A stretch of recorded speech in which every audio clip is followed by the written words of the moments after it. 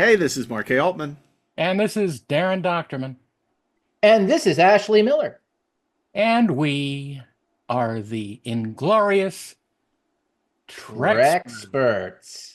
And welcome back to special guest Robert Meyer Burnett, straight from the observatory. He's back for another holiday countdown. Welcome back, Rob. You know what, Mark? It's just there's got to be some kind of time dilation here because it seems like years just become days. Hours could seem like days. It's true.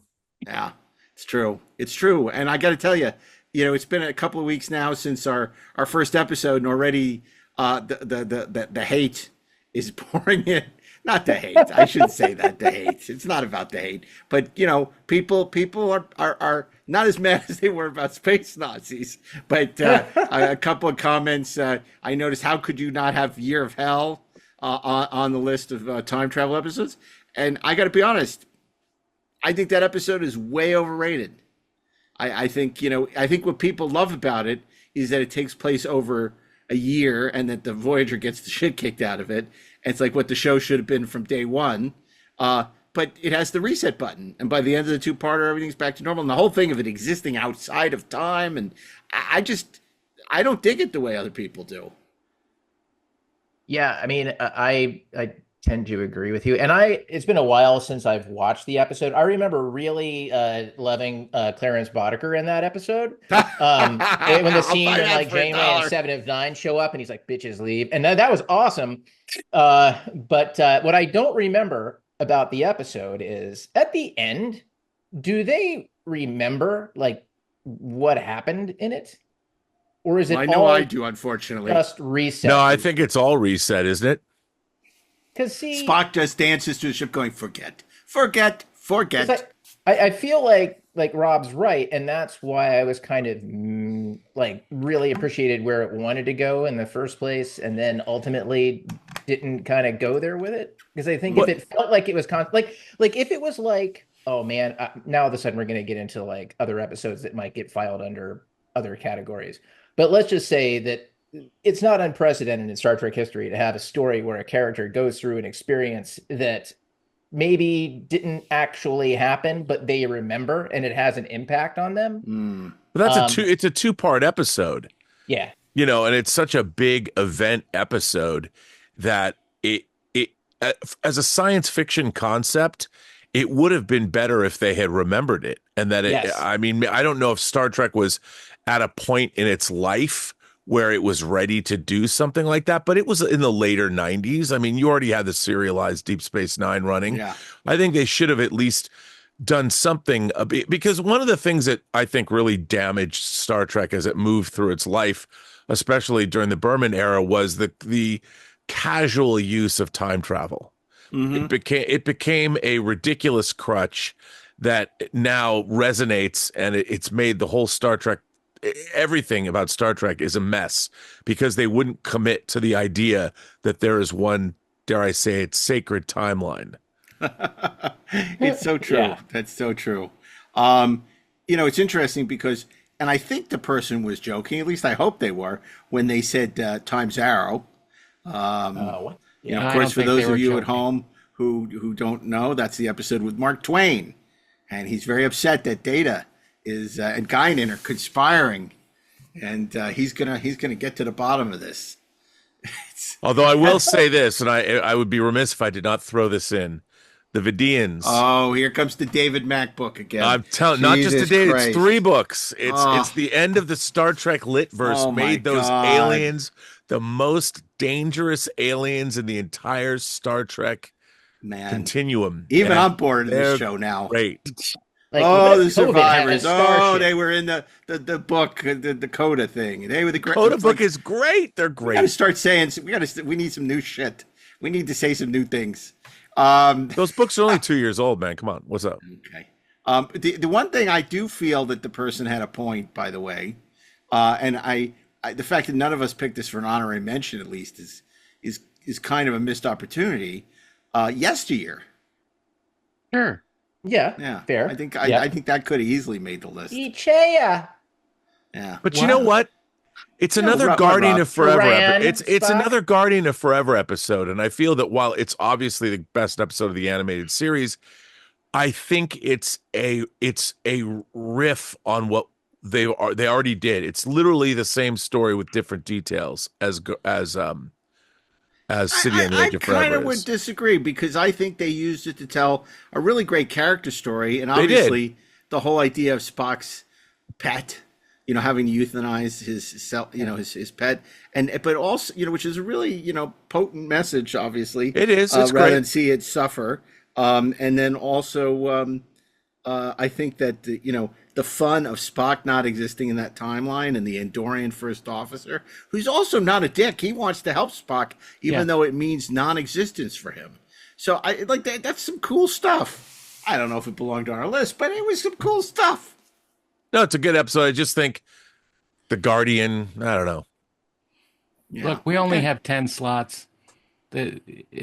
Sometimes we miss some.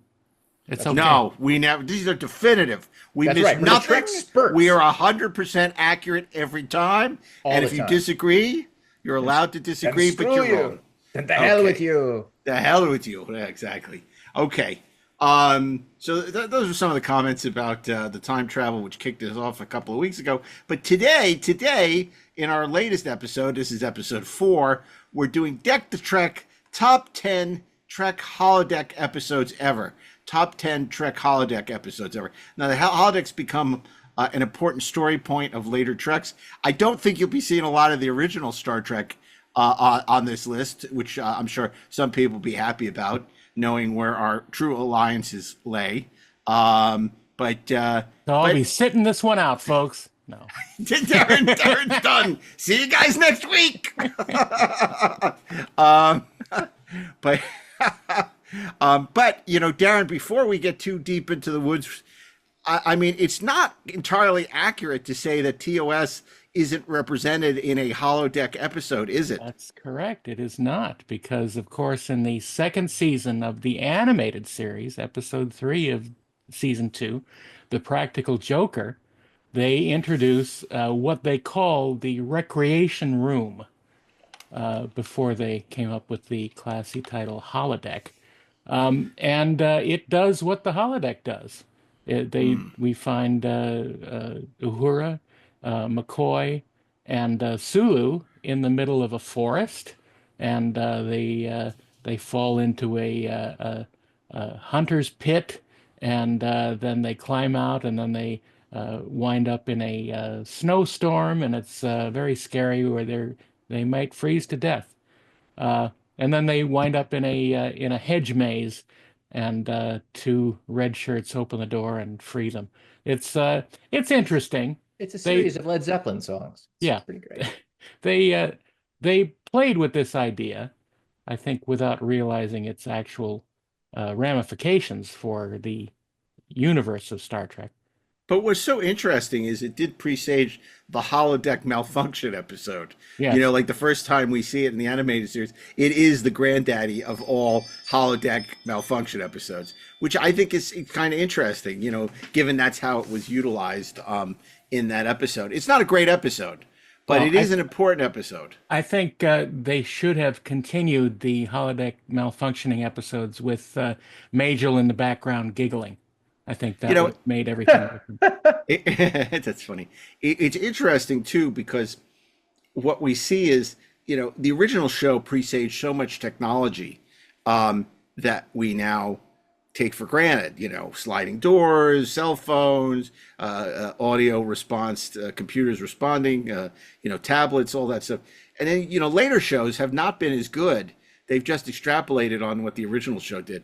But, a lot of people give Next Generation credit for sort of being the granddaddy of VR, saying, oh, the holodeck. But Wrong. again, this is something that was in a Gene Roddenberry show. Again, an original, series with Practical Joker. So even that anticipated VR, which is pretty extraordinary. What I have to say that, I have a love-hate relationship with holodeck episodes myself, because I think that it became a crutch.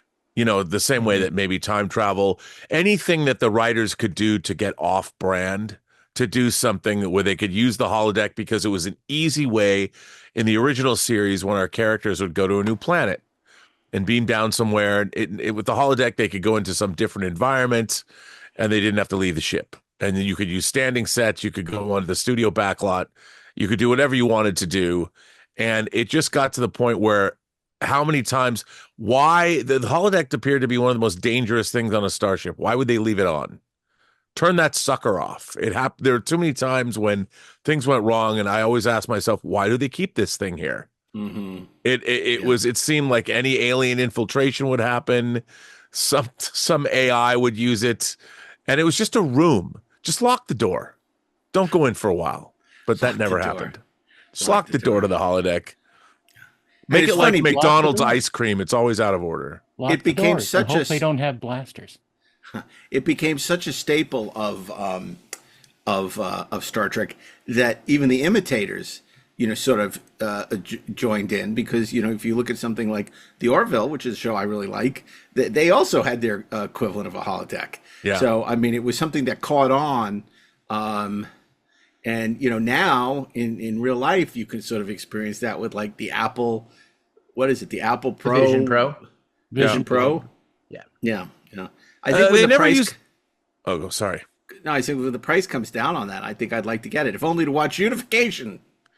But I mean, also the holodeck had so many interesting real world applications. Like sometimes they would use it, like when Leah Brahms, the episode where Geordi, recreated to fix something, not to, get busy with her. That's what you do in Quark's holodecks, or holo suites. But the thing was that they had so many real world ramifications, and the idea of the holodeck could have been used in very interesting ways. But they always took it one direction. It had to malfunction. For example, I mean, and this is actually like my really real world application. You know what I would use it for? If I was going to send an away team down into a hostile situation, and if I had time to plan, before I sent the away team down, I would recreate everything in perfect detail on the holodeck, and I would run drills with the away team, like on the holodeck, before we sent them down into the actual scenario. That's interesting, Ashley, because that's what they did in Chain of Command. Yep. If you remember, that's right. Before they went to infiltrate Cardassian, and it is something that's very typical the military. I mean, it's like when the military is going into a new situation, like to kill Osama bin Laden, they built a replica of the where he was living, of the compound, to practice, and that's very common. A lot of military, if they're going in for like a special forces or a SEAL team kind of thing, they do that. Now, wouldn't it be interesting if you could do that in VR and not have to build these elaborate Hollywood-sized recreations of a town or something? Well, Worf also using them as his training program, going in there and that stuff makes total sense. I would love to have seen more interesting, like as a medical program, if they're scanning someone's body and something's wrong, you could literally walk into a holographic representation of someone's, you'd literally be inside their body seeing what was wrong with them and how can we fix it and what do we have to do, which would have been really, go Fantastic Voyage or something. Well, Dr. Chappell could do that. What was it? The 2 micropumps right there. The osmotic micropump. Yeah, right. The osmotic micropump. I don't like it when you call it the micropump. It's kind of judgy. It's you have to live with it, okay? Just get used to it. Yeah. It's interesting because, in Generations, they were so proud of themselves building the stellar cartography set, right? And then in Voyager, they also had like a stellar cartography kind of thing for Seven of Nine's lab. But it really should have been the holodeck. It should have all been holographic, right? Right. I mean, why do you need stellar technology, cartography? You simply create the holographic program and you stand there. Yeah, exactly. I mean, that's one of the things that, thinking about the future, you start to wonder that wouldn't the best way to command a starship is be in a holodeck out in the midst of the universe, right? And you point to where you want to go and the ship goes there, You have a direct connection with the ship and you can view everything the ship sees. And See, it's that's a so direct sorry. human connection. That's so interesting. And that is such a good observation. Of course, you being an art director and a concept designer, that you would think visually in those terms. The problem is Star Trek is so slavish in terms of following in the tradition of just doing, Yeah. the copy of a copy, the Xerox syndrome, we call it, just copying what's gone before. What was so great about the original Star Trek was it was reinventing the wheel. We had never seen this stuff in sci-fi before. And what you said is really where, if you're going to do Star Trek in the 31st century or whatever, Yeah. that's what it needs to reinvent the paradigm in a way like you just suggested, where it doesn't bear a resemblance to the bridges we've seen Right. and the usual engineering that we've seen in the I wonder if past. there would be an opportunity to visit the future of Star Trek, maybe, I don't know, 900 years after we're used to. Well, Nah. that's No, good. no, I think that it should just be exactly the same, except all the work nacelles just kind of float. Awesome. Yeah. That's the way to go. Okay. But Okay, also, they did something like that, by the way, in Email's gonna Prometheus. come in. Prometheus had that Right. Yeah. which I really enjoyed. But also, the you could run tests and theories and all different kinds of things. The holodeck should be constantly in use by different departments on the Yeah. ship. Hmm. Well, I mean, there should be tons of holodecks for every department. Yeah. Yeah. They should be ubiquitous. They should Yeah. be standard device for Yeah. everyone to use. It's so interesting that you mentioned Prometheus because, whatever you think of the movie, I think it was Arthur Max's production design, It's beautiful. is extraordinary. The ship is so beautiful Yeah. in that movie. And, and there's that great scene where Michael Fassbender is watching Lawrence of Arabia, but just everything about that ship is so interesting. I mean, that's really what, Star Trek should look like now. Well, that was the big, I think, going 1,000 years in the future into humanity's future, how unimaginative that future is. I mean, it'd be like saying that it looks, aside from the color palette and the untethered warp nacelles, people look exactly the same. There's been not much change, and you could attribute it to the burn, I guess. But there would be 1,000 years before where we are right now, humanity looked very different than it does today. It's Way less interesting. attractive, for one thing. It's Yeah. interesting. There is a direct parallel to the Dune prequel that is on Oh, yes. right now. This is supposed to take place 10,000 years before Paul Atreides, and it looks exactly the same. Yeah. Yeah. I don't understand. What are they doing? It's so funny because I mean, we've been accused of being old and out of touch, right? When people Would that are constitute a upset, joke? are upset that we speak plainly and speak honestly, when they feel that I speak we in should be what complex Ashley lies. calls a test pattern Trekkie and fawn over everything.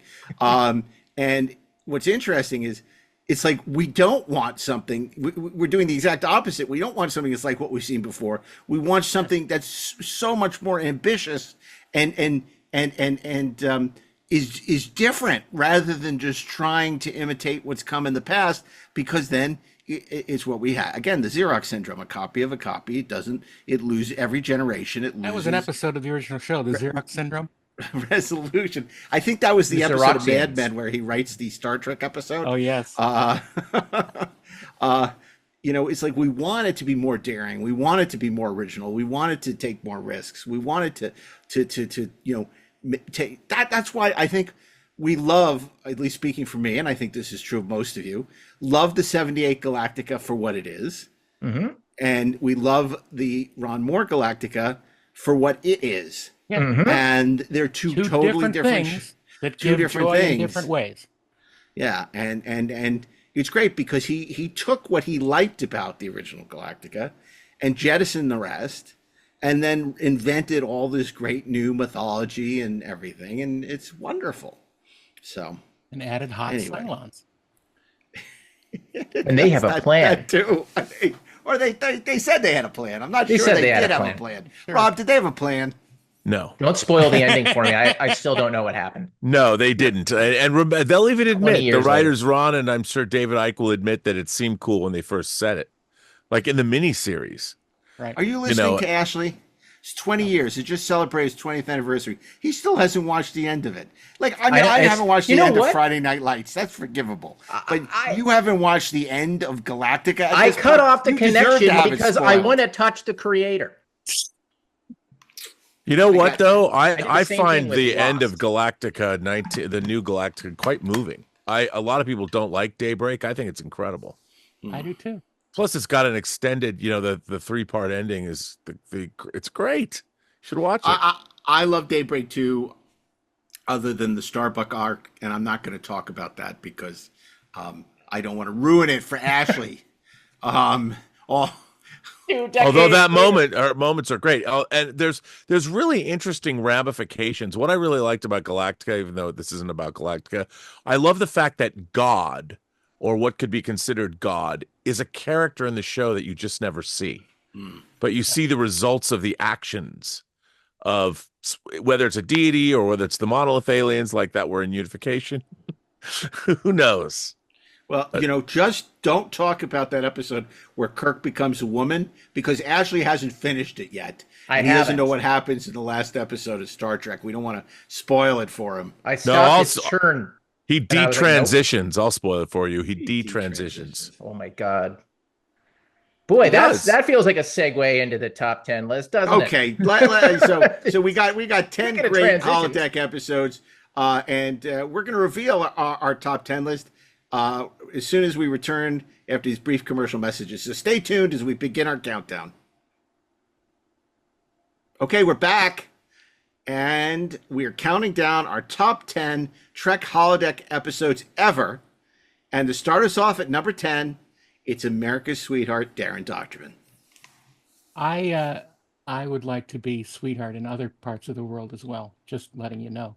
Well, I'm just saying Shatner's sweetheart, because he did call you sweetheart on your tour. I let him call me sweetheart. You let him. You do what he says. You do what Shatner says. You don't tell him. He tells you. That's right, sweetheart. In the third season of The Next Generation, I believe it's episode 21, we get to meet a heretofore unseen crew member who is, let's say, he's a little bit on the spectrum. He has difficulty dealing with human beings and being a normal, quote unquote, member of the crew in the episode called Hollow Pursuits. Next time on Star Trek The Next Generation, a serious accident releases highly toxic chemicals. Begin evacuation of secondary hull. And contamination ignites a chain reaction that's tearing up the Enterprise. Controls are not responding, sir. Now the crew faces destruction at breakneck speed. We can't shut it down, Captain. She's accelerating out of control. On the next exciting episode of Star Trek The Next Generation. We meet Reginald Barclay. But if you need him, and you can find him. And you can find him. You might be able to hire Reginald Barclay. I ain't getting no Starship. Murdoch, it's crazy. I love it when a holodeck comes together. The role is played with great facility by Dwight Schultz, yes, from the A-Team and other shows. But he is, I think, is the closest to a surrogate for some viewers. I think that, some people have difficulty with personal contact and communicating with real people. They prefer to be in their own little dream world. This is basically a version. Your microphone is off. I was just saying, and we've met a lot of them, Oh, yeah. Well, we've met a lot of them. This is no aspersions on anybody, but yeah, we understand because we were like that too once. But this is a speak for yourself. I did. This is basically the secret life of Walter Mitty. which, if you're familiar with that film, and it's a book actually, but it is Walter Mitty can't deal with reality. He subverts himself into his fantasy land. And Barclay, while being a very brilliant crew member, has this crutch called the holodeck. Will you put your book away? Really? I'm just trying to Your brush up golden on book about William trying to Shatner. brush up on William Shatner. Oh my God! You don't need to brush up on Shatner. You know him. You know him well. But Barclay, also known as Broccoli occasionally, he is a brilliant holodeck programmer, actually. And we discover with the crew his fantasy land. And he has members of the crew represented in very different ways in his holodeck fantasy, including Counselor Troy as the goddess of empathy, and Commander Riker in a shorter stature version of himself. It's great. The Reg really comes alive when he is on the holodeck. Just like Frampton, like Frampton. Frampton, Like Frampton. Frampton. Man, I blew that joke. Yeah, just you like did. Frampton. It would have he been comes great, though. alive. Just like Ensign Frampton. He Can becomes we do that the again? hero. Can you just say that again? Just say it really No. comes alive. No, we're not going to do that. We're not going Damn to it. give you an opportunity to edit all that and make you sound great. No, I wasn't. We don't edit. I just want to. I want to hear it come out properly. Okay, very good. Carry on. Barclay becomes the hero in his story on the holodeck, and it's really fun to see. It's really fun to see him realizing his potential that he has not learned to bring into the real world, and it becomes a very serious question of the, as Roddenberry would say, the enormous power of illusion, and the power of the holodeck to create fantasies and make them reality. And it's always been a long-standing theme in Star Trek to challenge those ideas. And this is an excellent representation of that. I just want to say about Dwight Schultz in general, and also with regard to this role. I think we've talked about this before, but in the TV biz, in the TV writing biz, we talk about actors who sometimes act their way onto shows. They're guest stars who come in for a one-off, and they make such an impression on the writing staff. The character just leaps off the screen in such a way that they take on a life of their own, and they just come back and come back and come back. And in the case of Reg Barclay, he came back and came back and came back on The Next Generation. Then he came back and came back and came back on Voyager because he's just that good. And I can personally attest to the fact that Dwight Schultz is just fabulous. Cast him on DOTA as a voice, and as a voice actor, he is just glorious. Just so he finds things in a performance that you never imagined were there. He really can bring out just incredible depth of emotion in ways that, like, if you grew up with him, watching him on the A-Team as Murdoch, you never would have imagined. But he's so terrific. He's such a sweet man. And you know, he's I just can't say enough good things about him in this role or in general. I loved him on the A-Team. Yeah, he's great. He's great in this as this recurring character of Reginald Barclay. But it's so funny. This is an episode that actually is a little ahead of its time. It's like he's the guy who subscribes to the OnlyFans account and thinks that this girl is like his girlfriend. Like she really likes him. It's like, you know, Troy is like really into him.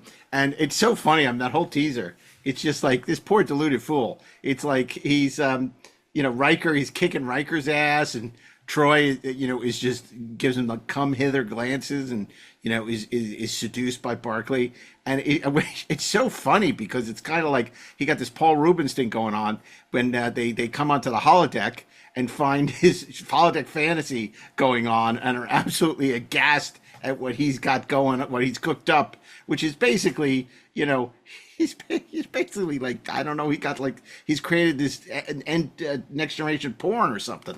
So with the goddess The of next empathy. penetration. But Well, that's I mean, that's exactly what we would all do. Yeah. That's what you would do, Rob. No, Speak for yourself. it's a precursor to the world that we live in. I mean, you Yes. could say that this is one of the most forward-thinking impression episodes of Star Trek ever. Because we live in this world now, and we're not too far away from having a holodeck. Well, that's hey, a great guess what? point. It's Mary Sue fan fiction, just on a holodeck.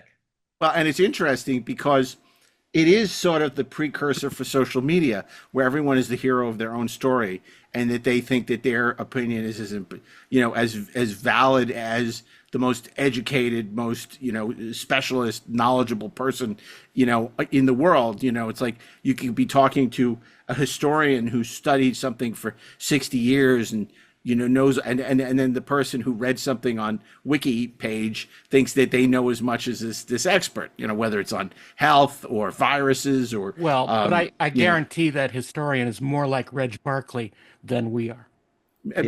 Maybe he is, but the reality is it's so indicative of the culture that we're in, where everyone just thinks, which ultimately leads us to like Strange New Worlds, where everyone's opinion is equal to the captain's, and the captain is basically being told by everybody what he should do, as opposed to actually making decisions, because theoretically he's the most knowledgeable and well versed and educated of Somebody make the decision. Yeah, okay. I mean, it's like it's like an enemy within, right? Where the weak Kirk, Kirk needs that. So anyway, but it is a really wonderful conceit. The teaser's great. Yeah. The whole premise, and then of course, the fact that we see Troy actually do some counseling. Right. Like this, clearly Barkley needs help. He's shy. He's introverted. Like you say, he might be on the spectrum. How the hell did Barkley get on the Enterprise crew? Well, that's what Riker's wondering, right? Yeah. He says, this is the best of the best, and I don't know how you got on here, because he's late on his duty assignments. Yeah. And because he's playing around on the holodeck. Well, because he got addicted to the video game, man. He got addicted to love, just like Robert Might Palmer. as well face it. Yeah. See, there it goes.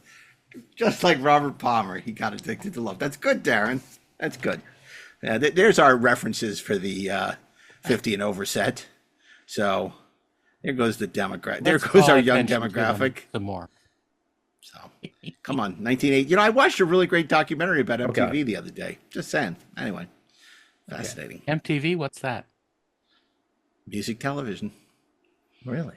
Okay, so really a great episode, and a really interesting use of the holodeck, because it's not malfunctioning, but it actually, again, it's showing us, like we said, it might be, and I think, Rob, you said this, the most accurate depiction of how someone would actually use the holodeck.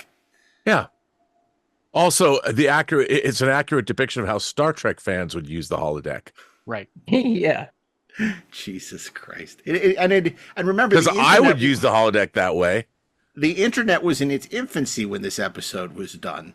So you didn't really have, you certainly, you couldn't conjure all the stuff up that you can conjure up now. It was kind of the kind of, stuff that Ashley was doing back then, right? Ashley, you were like on these chat boards or chatting with people. Yeah, Usenet and all that good stuff. But and even then you could see the beginnings of people getting addicted to social media and the virtual existence of that and those interactions, right? When that was all kind of new, and that was all part of it, man. But yeah, it's sort of taken on a life of its own and has gone global and turned into a fucking virus. But other than that, it's great.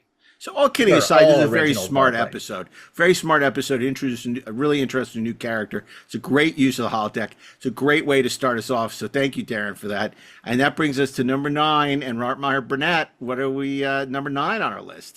This is an episode that comes from the 3rd season of Voyager, written by Ken Biller, and it's called Worst Case Scenario. It starts with a whisper, Are you saying there's going to be a mutiny? becomes a conspiracy, Saska, what's going on? Move it. and ends. Let's do it in the ultimate act of betrayal.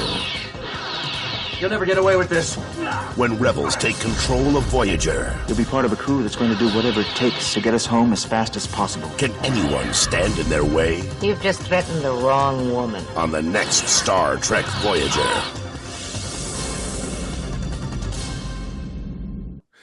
And it's one of those Star Trek episodes that at first things are topsy-turvy on the Voyager.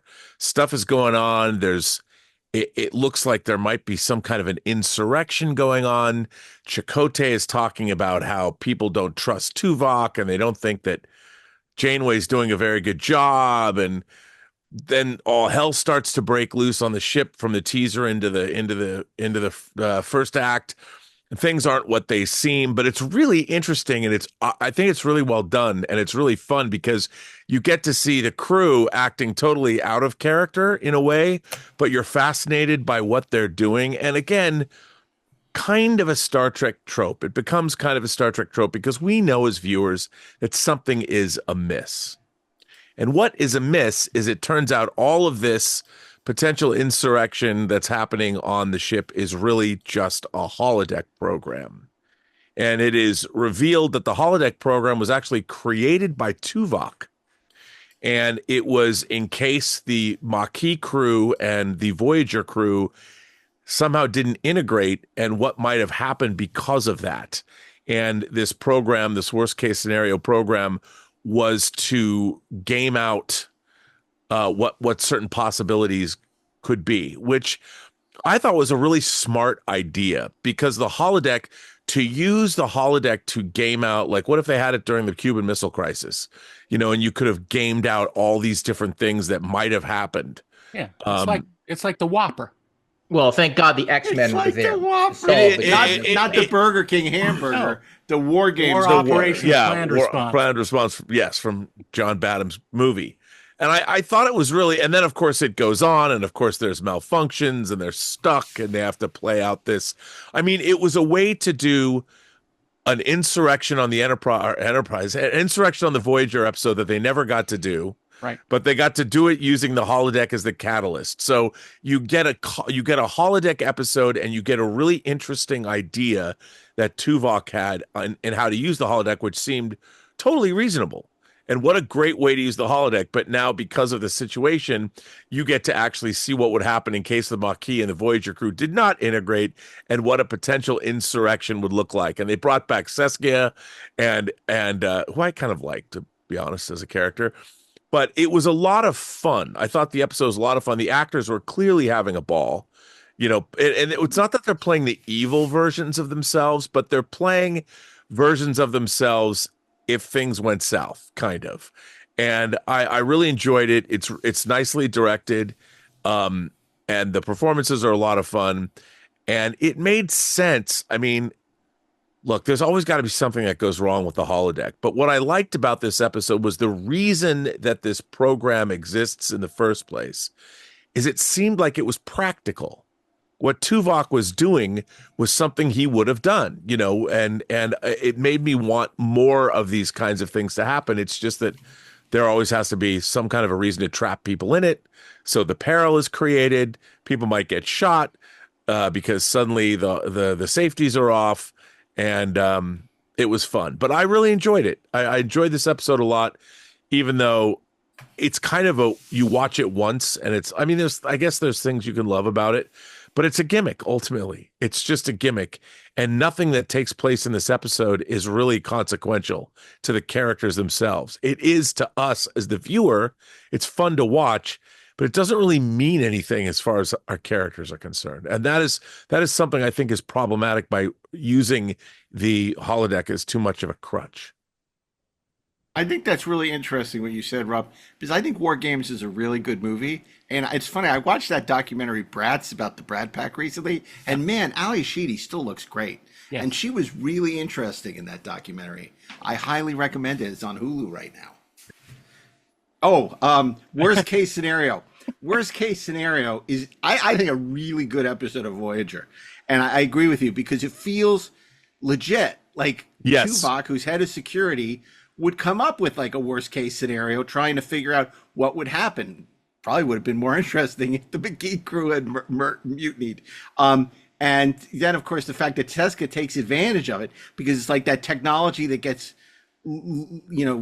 let out of the bottle, the genie that's let out of the bottle, which is something that always happens with, technology. And, when you plan these things for worst case scenarios, sometimes it falls into the wrong hands. So even that part of it was interesting, because I love that she is menacing the crew even from the grave, right? She's already dead. Yeah. Spoiler alert, Ashley. But she's, this has come back to haunt them.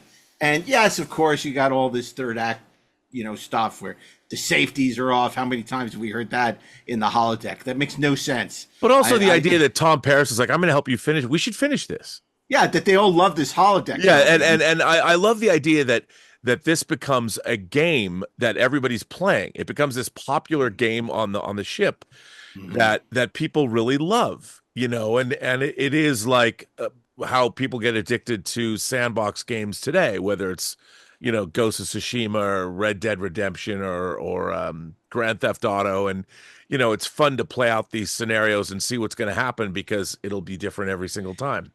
That's why I thought this was really true to the show in a sense, in that they would be bored, just going through space. And so the idea they find this cool holodeck program, and, the thing about Voyager that's always so interesting is it's always more interesting when the characters are acting out of character. So in worst case scenario, you have a lot of characters that are acting out of character because it's the way they're perceived by, first Tuvok and then perceived by, Seska, and then, the holo program exaggerates all these qualities. And then, it's the same thing, in a lot of these things, like Living Witness, when and all. So the best episodes are when the Voyager characters aren't their bland selves and are actually, have personalities. So I just think this is just a really strong early episode of Voyager, and very clever. And I wish they had done more like this. Well, it's also funny because it shows what the show should have actually been. Like this insurrection between the Maquis, it should have happened early on to throw more difficulties at the crew, because they just dispensed with it right away. Well, now we're in the Delta Quadrant and it doesn't really matter. The caretakers brought us, so we're all going to gel as a crew. And that made sense because once the Maquis was removed from their wanting to the borderlands and the planets that were disputed with the Cardassians, why be mad at each other? Well, and it's what you said earlier too. Star Trek leaned on time travel as a crutch. So you have so much time travel, like the second episode of Voyager is like a time travel episode, and it's too soon. And they missed their opportunity to develop. And something like this is a much stronger episode because you get a sense like, oh my God, they're lost in space, and space is big, and space can be, and they have to find things to do, and at the same time they're worried because the person that they're serving next to could turn on them, could at any time. I like the part where Leonardo da Vinci fights alongside the Federation crew. It's a lot of fun. Yeah, exactly. Okay, well, You that mean was number Flint? 9. What? They said, you mean Flint? Very no, good. oh, Fights yeah, across yeah. Callback. Very good. Yeah, but Christ, John Rhys thank you. Davies did not play Flint. Yeah. Yeah, so even that was. Or Now, if that you read would've the been- Star Trek book Federation, he Oh my went by God. Micah Brack. Here he goes Jesus again. Bric-a-brac. Bric-a-brac, what? We're going to have Rob on to talk again about the novels. I know we did an episode on the novels, but I think we should just give We Rob can like just- 2 The hours top to just 10 Star talk. Trek Let him get on the novels that microphone. Rob We'll has- sit here has and- read. We'll just feign interest for 2 hours. Really? A lot of We good have to stuff feign there. interest? I think it's better if we don't. Oh, some friend of mine, mutual friend, contacted me. He has like hundreds and hundreds of Star Trek books that he's looking to get rid of, and he says, "Do you know anybody that would be interested in these?" And I'm like, "I know one person." Because I had my great storage locker debacle. Yeah. Yes, we know. So my collection Wouldn't of be the Star first Trek time. novels would no. Oh, it they're all wasn't. gone. Yes. Okay, well, let me look into this for you, Rob. Please you might do. just need to cover shipping, but they're apparently in Chicago, from what I understand. Yes, please. It's my kind of town. But there are a couple of books in there I Chicago, want for yeah. Isaac, so we'll have to discuss it. So, but you know, he has a huge Star Trek novel collection. Well, I don't think Isaac's going to want the novels. No, but he has a couple of the nonfiction books. Yeah, I don't need. Yeah. I have the nonfiction and the reference books. Yeah. Okay. Well, there you go. I need novels, Mark. I know you do. He needs to mainline the novels now. Okay, well, that was number 9, worst case scenario from Voyager. And that brings us to number 8, and we return to Ashley Edward Miller. All right. Number 8 is from the 6th season of Star Trek The Next Generation, episode 8. And an episode of The Next Generation that's actually very important to my life, weirdly enough. It's called A Fistful of Datas. Data's memory malfunction turns a Wild West fantasy into a real live shootout. My God, you've been shot! Now, with only primitive defenses, can Worf stop a gang of murderous outlaws? Where have they taken my son? And with no escape, can he survive a violent showdown? There's a gunfighter out there who has the speed and accuracy of an android. On Star Trek, The Next Generation. And the premise is dirt simple. It's Worf and his little Sylvester Jr., Alexander. Oh, father, you embarrass me. They go on the holodeck to have a Western adventure, and the safety protocols get turned off, and it gets invaded by Data's programming. And the next thing you know, they are in gunfights, you know, for their life against Data with the help of Troy for some reason. Basically, because she's there to be Commander Troy, and it's a fun episode. It's a super fun episode. If you dig westerns, it's cool. The way that it plays with Klingon physiology and kind of how Worf solves like some of the problems with Data and the safety protocols is pretty great. It's funny. I dig it, and the reason why it's personally important is. Because Worf actually pays attention to his son for the first time ever? Yes, like me. It's very Cats in the Cradle of Silver Spoon. No, the reason why it's personally important is it is the first produced credit for Robert Hewitt Wolf, who became my very first boss and gave me my very first job in Hollywood. And without this episode, who knows, butterfly effect, maybe I'm not sitting here with the Treksperts. Maybe we're not doing this Zoom. Maybe there's no show. Maybe I don't have a career. Maybe my life is terrible. So thank you, Robert. Maybe you're still in the Navy. Thank you, A Fistful of Datas. Maybe I'm still in Navy. You know, it's like, or, you know, I could be any one of the village people. Well, maybe not any one of the village people, but, you know. You can't be the Native American. I'm sorry. I can. But that's all genetics. Anyway, I can be 1/16 of him. So, so there you go. Yeah, no, man. Fistful of Datas is actually, it's a fun use of the holodeck, of the recreational capabilities of the holodeck, and it actually uses it to tell the plot story isn't as important as the character story, as the story between Worf and his son, and that's the thing that we care about. The stakes kind of are what they are. The malfunction isn't about like the Enterprise is going to be destroyed and all this other bullshit. You know, it's really just about how these two are going to work out, the things between them, which is what I dig about it. And it's one of the few episodes where Alexander really works as a character. And it lets Data try out his new overacting chip. Yes, it does.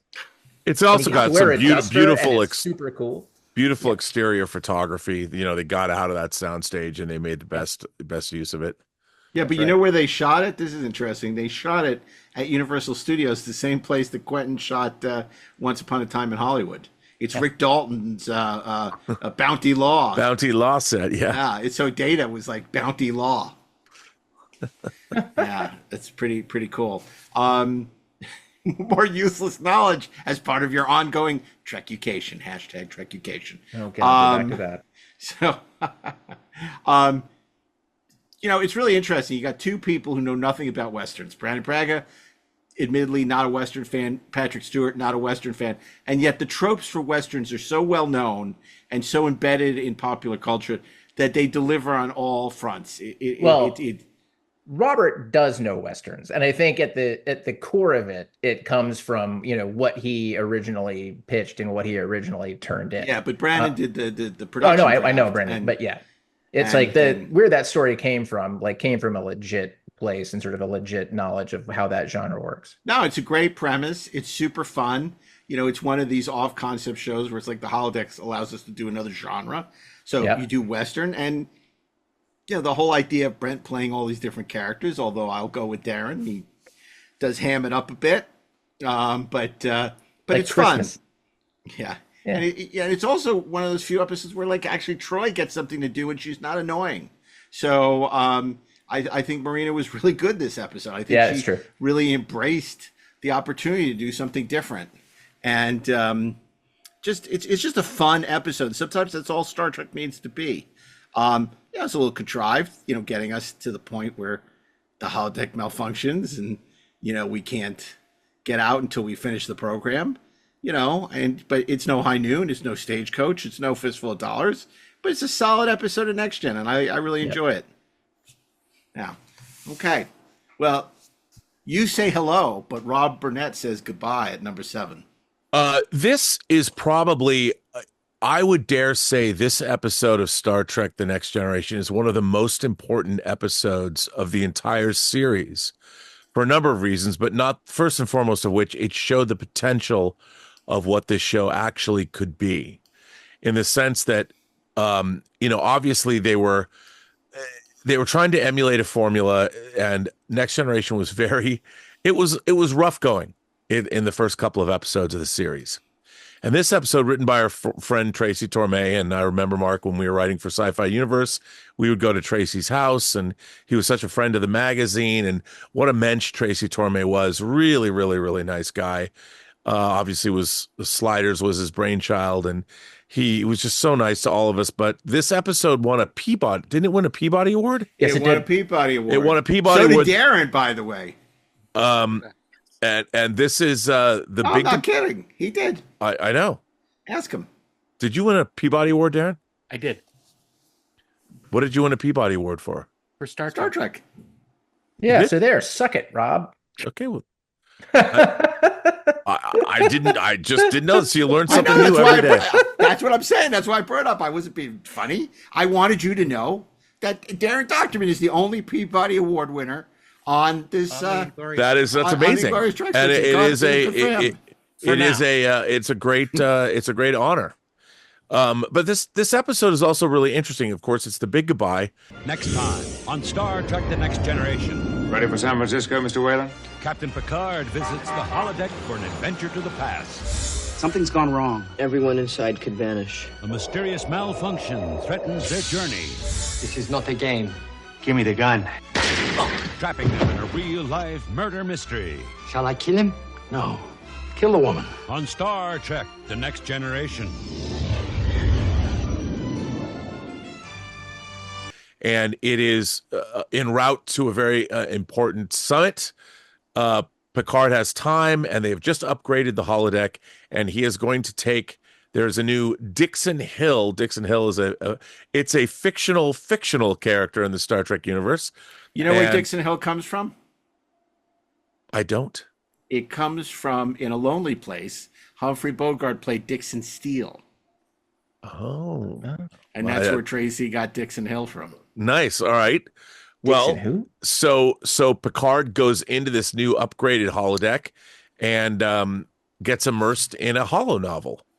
And he's incredibly impressed with it. And then, of course, goes out and then ends up recruiting Data and recruits Beverly. And it's really fun to watch Beverly or to watch Gates McFadden and Brent Spiner put on these clothes. And you can't help but be reminded of a piece of the action. I know it's noir and not so much gangsters, although there's always gangsters in noir too, but it's not kiss kiss bang bang, but there's just something about this episode playing out this crime thriller, and you have Lawrence Tierney in this episode playing the Cyrus Redblock character, and they play out this delightful noir story that's an amalgamation of all kinds of noir tropes. But the thing that I really love about this episode is the end. When Cyrus Redblock and his henchmen, they realize what's gone on, and this holodeck opens, and they look out onto the Enterprise D corridor, and they step out thinking they're going to have a whole new world to plunder, a world with all these wonders in it.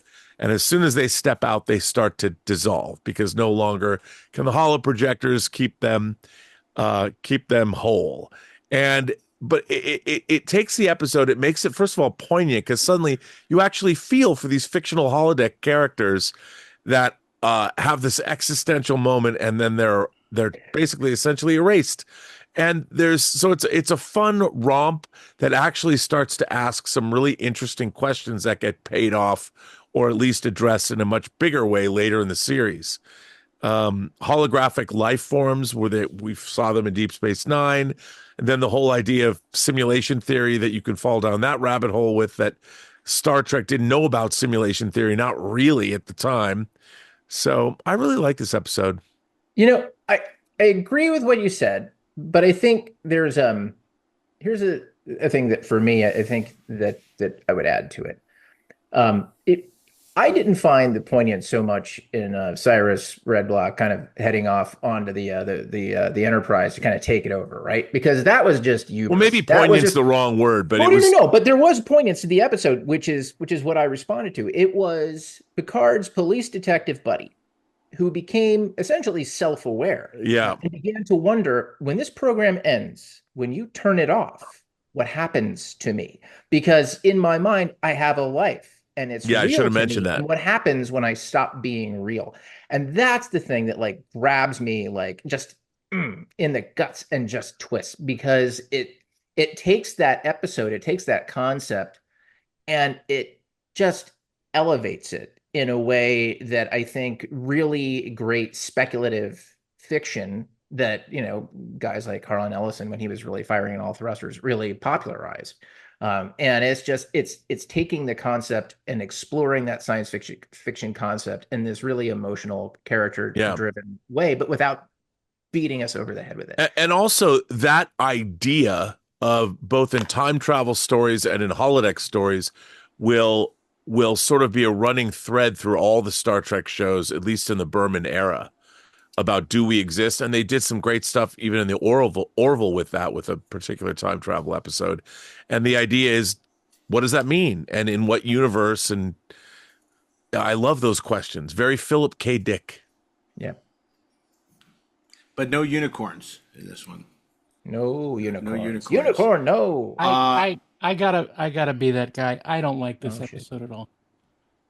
Because not once do I believe that Picard is a fan of these books.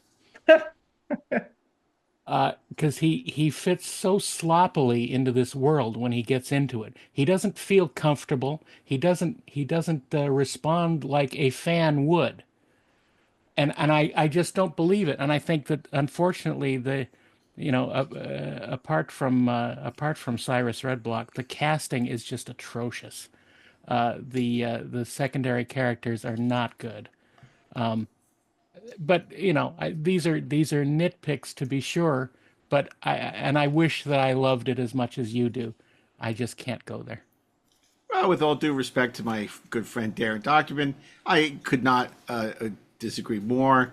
It's a wonderful homage to film noir. It's a great early use of the holodeck, because this is before holodeck malfunction stories became de rigueur.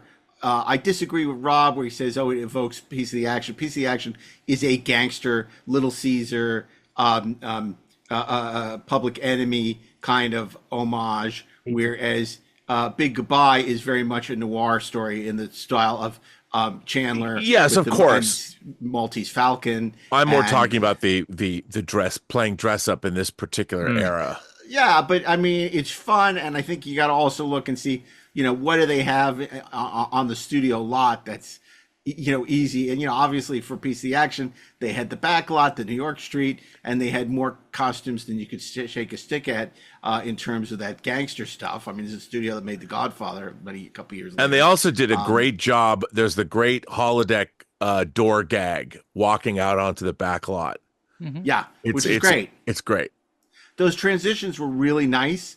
The whole idea of the arch and how you would get in and out of the holodeck.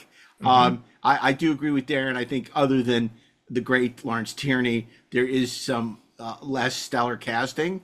But again, it looks like everybody's having a really fun time. You know, Gates is getting to play dress up, and she's great. You know, Patrick is doing the best he can with that accent, you know, which is sort of fun that Picard, you know, he would stumble with that. He's not a guy who's comfortable acting theatrically. It's just, it's a terrific show that, that really, you know, put the holodeck to good use very early on.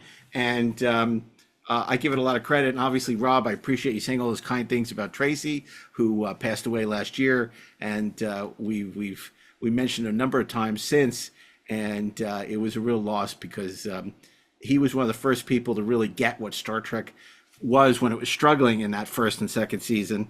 And of course, there's a sequel to Big Goodbye, which is dreadful, called Manhunt, which we will not speak of here. Boy. And Dixon Hill also was utilized briefly in First Contact more effectively than in Manhunt. Yeah. You know, and it's sort of fun that they had the money to go to the ballroom at the Biltmore and do some cool stuff. It's a little side quest. But yeah, Manhunt is a disaster. Also, I do want to point out that I'm sure, being that this was in the first half of the first season of what was then a 1 hour dramatic syndicated program, I don't think they would have their pick of the litter as far as great actors. Trying to cast people on a show like this. On the new Star Trek? Are you kidding? Of course they did. 1 hour syndication. No, they had no budget. They would pay for guest cast. I'm sure, you know, top a show. It's not a lot. They didn't have a lot of money for that. And you see that the very style of blatant casting was consistent throughout the entire show. Also, the first season, you know, they didn't even know if it was going to go past 13 episodes.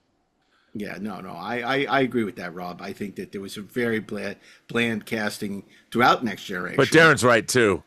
The guest stars were never Next Generation's strong suit.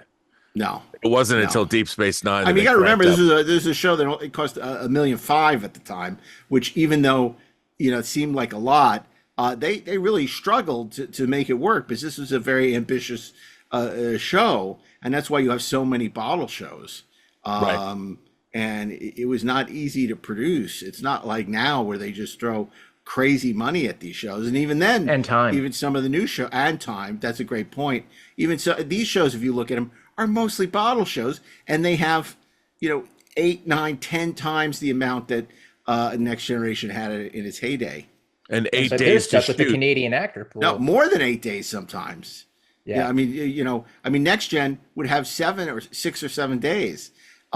These shows have weeks and tons of pickups and that's what I was talking about. Like, these shows had, you know, they had 8 like days Farscape tops. schedules when that. I mean, I think that the most shooting days they ever had on a 1 hour episode Next Gen was Armand Bashir, and that doesn't compare to what they have on these new shows. Okay, but we're talking about holodecks, so we're gonna say goodbye to the Big Goodbye. Goodbye. And we're gonna play the wedding march for number 6. It's Bride of Chaotica. This is no ordinary mission. What was that? No ordinary ship. Captain Proton, surrender! Not a chance. And no ordinary crew. Ha! You're no match for Arachnia. It's a fantasy gone wild. Power the death ray! But the danger Incoming. is all too real. We're going down! On the next Star Trek Voyager. And this is, again, another homage to classic movie serials, Flash Gordon, Buck Rogers. And Voyager has a lot of fun. Basically, tech has the tech, creating a tech problem on the holodeck. And as a result, we need to get Janeway, for some reason, to become the Bride of Chaotica. And while I can't explain the interplexing beacon or the interphasing there's aliens. Yeah, there's aliens there. Aliens. I know that we have to, you know, but it doesn't matter because it's just a hoot, and it's great to see Star Trek pay, you know, sort of tribute to its roots back in the earliest days of the serials. Yeah, tribute to Leonard Nimoy. And right, great point. Leonard Nimoy and Zombies of Stratosphere, and it's just a ton of fun. Kate Mulgrew is great. You have a Ming the Merciless type character, Chaotica, who's a lot of fun, and the Doctor, Rob Picardo, who has always been a highlight of that series, is just having a hell of a time as the president of Earth, and it's just really fun. And you weren't used to seeing Voyager lighten up, and this is definitely the lighter side of that show, and very off concept, and I think very, very enjoyable. And black and white. That's right. Which is ballsy. Yeah, and I have to point out that the story for this episode is Brian Fuller's story, and he co-wrote the teleplay with Michael Taylor. And I think that there's a lot of great lines in this episode too. Yeah, and there's I think a lot of some funny stuff. If you're interested in the making of Bride of Chaotica, I think Daren and I and Ashley did a Treksperts briefing room back when we were doing Treksperts briefing room with Brian on Bride of Chaotica. So if you want to check out the Treksperts briefing rooms of season 1, where we talk about that episode. Is it true, Mark, that Chaotica is actually based on your cosplay from Rob's wedding? Now you're getting nasty. Oh God! Wow! What Daren is alluding. One day I'm going to release that tape. Oh my goodness! You better not.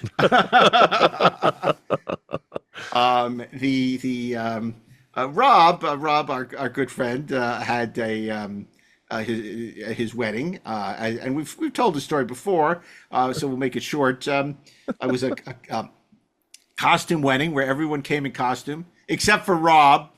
It was mandatory, and he had I was wearing a Mandarin tux at the sci-fi wedding chapel, where Mr. Spock beamed in and then proceeded to get very angry at all of us for blocking the audience's view of him because he thought that everyone was there to see him. We quickly corrected him and said, "No, we're here to see Rob get married, not you." And I said as part of my vows, the charm of making from Excalibur. Right. Yep. Yes, you did, and it was glorious. But Mark dressed as Ming the Merciless and was quite impressive. Yeah, it was typecasting, and this is before Rob knew you, Ashley, so you missed out on the festivities. But we did discover the incredible world of Cheaters, where we watched that night after a beautiful wedding ceremony and then a reception at the Voodoo Lounge, followed by us at the Rio when it was back when the Rio was new. Yeah, relatively. And we went to the Golden Steer. We did go to the Golden Steer, and we had a lovely evening, closing the evening down at about 3 or 4 in the morning at the suite at the Rio, where we discovered the hit new show Cheaters, and we're absolutely enraptured by it. I think it was a marathon, if I'm not mistaken. I believe so. So we owe Rob for that as well. Thank you. You won't be hearing our Treksperts podcast because we can get Roger Lodge to be on it. We could get Roger Lodge to join us. Wasn't he the host on that? No. Who was the host? It was what's his name? Louis the Lilac. I forget. Louis the Lilac. It was Milton Berle. Oh my God. Yeah. So yeah, Rob had this costume wedding, and Daren, you were Tote, weren't you, from Indiana Jones? No, I was a Jedi Knight. You were Jedi Knight. Oh, Jedi Knight. Oh, okay. Yeah, and Scott Hyman and his lovely wife came as Deckard and Rachel. Yeah. My favorite were the Cones, who came as the Coneheads. Yes, they did. Those were my cousins. Our friend Steve Melching was Steve Austin, the $6 Million Man, and he presented the ring with his bionic power. Yes, he did. That was so awesome. I wonder if that had anything to do with my marriage ending. Oh, what? Steve Melching? No, the entire affair of having a costume wedding in Vegas that we just made up. I'm sure it didn't help. Well, I mean, Yelena as Jessica 8 could have only helped, I'm sure. She had her dress custom made by Trashy Lingerie, and it was a combination of Barbarella and Catherine Schell in the Guardian of Puri episode of Space 1999. My goodness. I would never get away with that now. Why? Oh, Why not? You didn't then. But I have to say, that was the first time we'd ever been to Golden Steer. thanks to your wonderful dad, the largesse of your, Yeah. your father Dick, who And now it's turned into was one of there Las for Vegas's great. I mean, it was there for a long time, but it's considered one of their great steakhouses still. We went last year, and indeed it is. Great service, great steak, great times. Sounds like Good a bread, good commercial. meat, good But God, we, you let's know, eat. we did lift our glasses and gave a toast to Dick Burnett, who Oh, introduced that's very us. nice. Yeah. He would love that. In memory of Dick Burnett, who was the one who introduced us to that. And do you remember, Rob, when you did the when we did the glass? Who cut themselves on the glass after we did the you stomped on the glass? I don't know, at but the somebody Gold Stair? did. Yeah, I don't remember. I don't know if it was you or me or it was somebody. It wasn't me. I did not cut my hand. Yeah, somebody cut themselves on the glass. I remember that. Yeah. Wow. Yeah, this is we talk about the old days, the old ones, the ones who made us, because they were so much fun. Yeah. They were fun. We've always had fun. We've always had fun. Silly Willy. And if you take one thing from this away from this podcast, You know what else? That fun. That was one of the first places. This was actually 2000. In 2000, Yeah. that place, the Viva Las Vegas Wedding Chapel, broadcast. Listen to this. What? They broadcast video On the over internet. internet. Yeah. Oh yeah, I remember that. You could watch it if you couldn't make it to the wedding. You could watch it on the internet. This newfangled invention. It was the original holodeck. Okay, enough about Rob's wedding from 2000, 24 years ago. Wow. Jesus Christ. We are old. Maybe they're right. Maybe those people are on the internet are right. Maybe we are old, and No, because we grew up with the good stuff. It's true, and this shit keeps us young, Would that and we're not done constitute- having fun. Like Linda Hunt giving Kevin Kline the good stuff in Silverado. That's We right. actually get out of our house, out of our Yeah, it parents' lasts a basement, and go long and do time. things and live life, and that's what keeps us eternally young. Okay, L'chaim. end of sermon. L'chaim. Okay, so that takes us to number 5. Ashley Edward Miller. Number What 5 is number still 5? alive. Number 5 is from Deep Space Nine's 7th season, episode 4. Take me out to the holosuite. Cisco's oldest rival It's been a long time. challenges him to one final showdown. We will destroy them. The name of the game is baseball. Strike three! But for Cisco, Strike three! this is no time to play. This game is supposed to be fun, not a life and death struggle. Strike three! On the next Star Trek Deep Space Nine.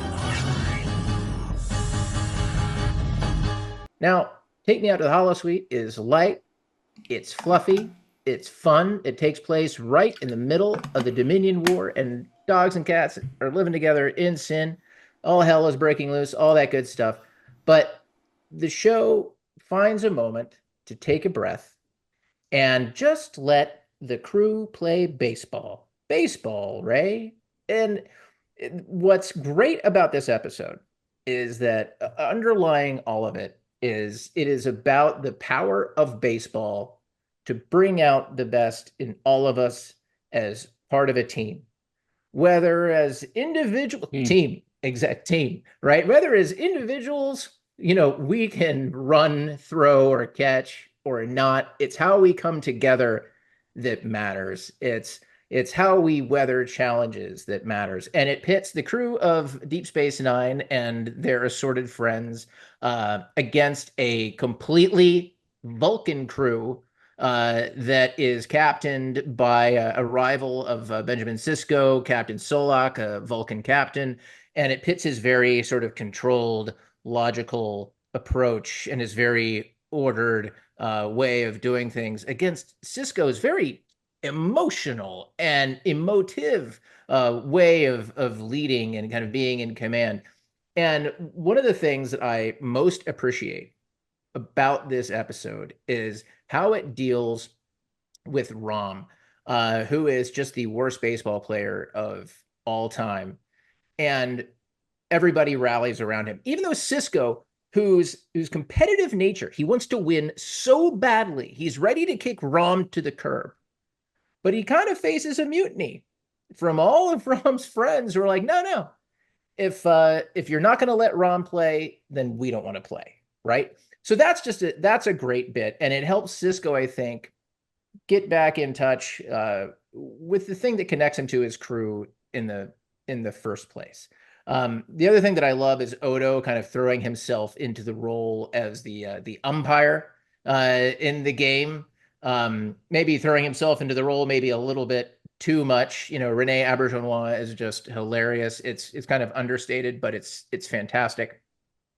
And the moral of the story is, it doesn't matter if you win or lose. What matters is how you lose and how you win and who you are at the end of it. And it's a delight.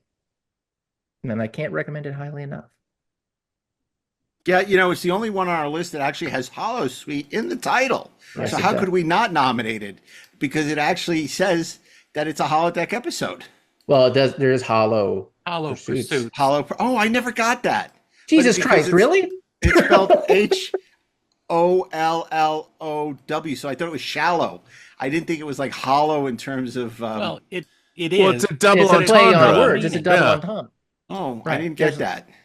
Yeah. In I fact, think they learn should have something named new it every day. HOLO Pursuits. They should have, huh? Holo Pursuits. Wow, that's really interesting. Law Pursuits. I guess I missed the boat on that one. Guess I'm not as smart as I think I am. No. I guess I didn't get Trecucated. You just did now.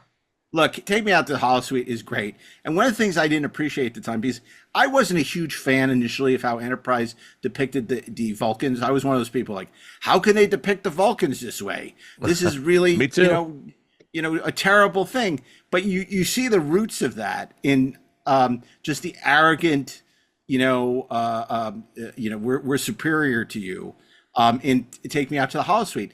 And what I love about it, and what you just said, Ashley, is you see Cisco being a complete dick. He wants to win so bad. This guy's got under his skin. He's a jerk to Rom. He's a jerk to everybody who can't play. He has no tolerance for them. It's like, okay, but by the end, he comes around and realizes he was being a dick. And then he kind of, apologizes. And the whole thing is there's a joy in not winning, but, having fun. And that's great, because now it'd be like, you wouldn't let a captain act like that, because oh, he's not setting a good example. Oh, he's so, that's such a 21st century thing where he cares about winning. No, everybody should get a trophy. We don't care if we win. We just, are gonna, treat everybody. It's but no, in the getting caught up in it all, you do lose your temper. You do want to win. And I think it's great. And I love the stuff shot on location at the field. Yep. And you're right. Rene Auberjonois, the umpire, is just great.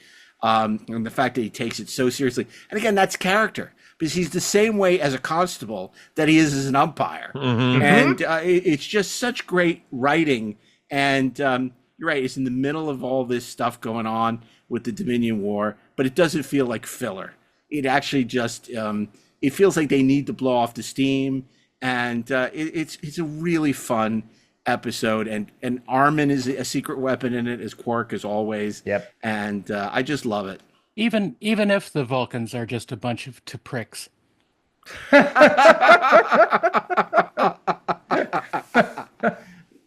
As always, Daren, Well done. the sniper, comes in. It's fantastic. Yeah, Again, okay. it's nice to see them get out on location. Yeah. There's always something fun to see our principal cast wearing something other than their traditional garb.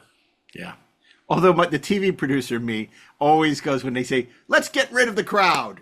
It's right. We only have the get extras rid of that for crowd. 1 day. So let's get rid of the extras, because we can't afford to have them out here for multiple days of shooting. And it's just I'm always okay, well, there you go. We that was the line producer in action. But it's okay. It doesn't hurt the show at all. Nope. It's just it's really funny. But if you build it, they will come, and they came. It's a great episode. Okay, and that brings us. We're not going to get very far. We're going to stay in the Holosuites at Deep Space Nine for number 4. It's the espionage thriller homage. Look, we'll say it. It's an homage to James Bond. We know what they have to say. Oh, it's also in Flint and Our Man Flint, and it's Matt Helm, and it's James Bond. Let's face it. and it's a wonderful James Bond tribute. It's such a wonderful James Bond tribute that United Artists threatened them if they ever do it again, they'll sue them. And Our Man Bashir is, again, it's one of these off-concept episodes that really, it's just the execution is so wonderful. You know his name. Bashir. Julian Bashir. You know his game. I'm a spy. But when Bashir's fantasy Charmed crashes into reality, whatever you do, don't end that program. The stakes of play become life and death. I don't have time for games. Diabolical. Visionary. On the next Star Trek Deep Space Nine.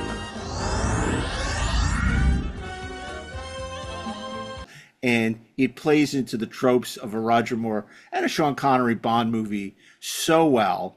And it's so well written. It's so much fun. And everyone just plays their part. I mean, the Now Visitor is sensational as the Russian ingenue. And then, of course, you have brilliant Ashley. Ashley, you're brilliant, too. The brilliant Avery Brooks as Dr. Noah. What was it? O'Brien is Raven or something as the henchman. Just, it's so much fun. And I love it. It's a great episode of Deep Space Nine. It's wildly enjoyable. And you can see the love that went into making it from every department. They went above and beyond. Art department delivers, casting, costumes, makeup.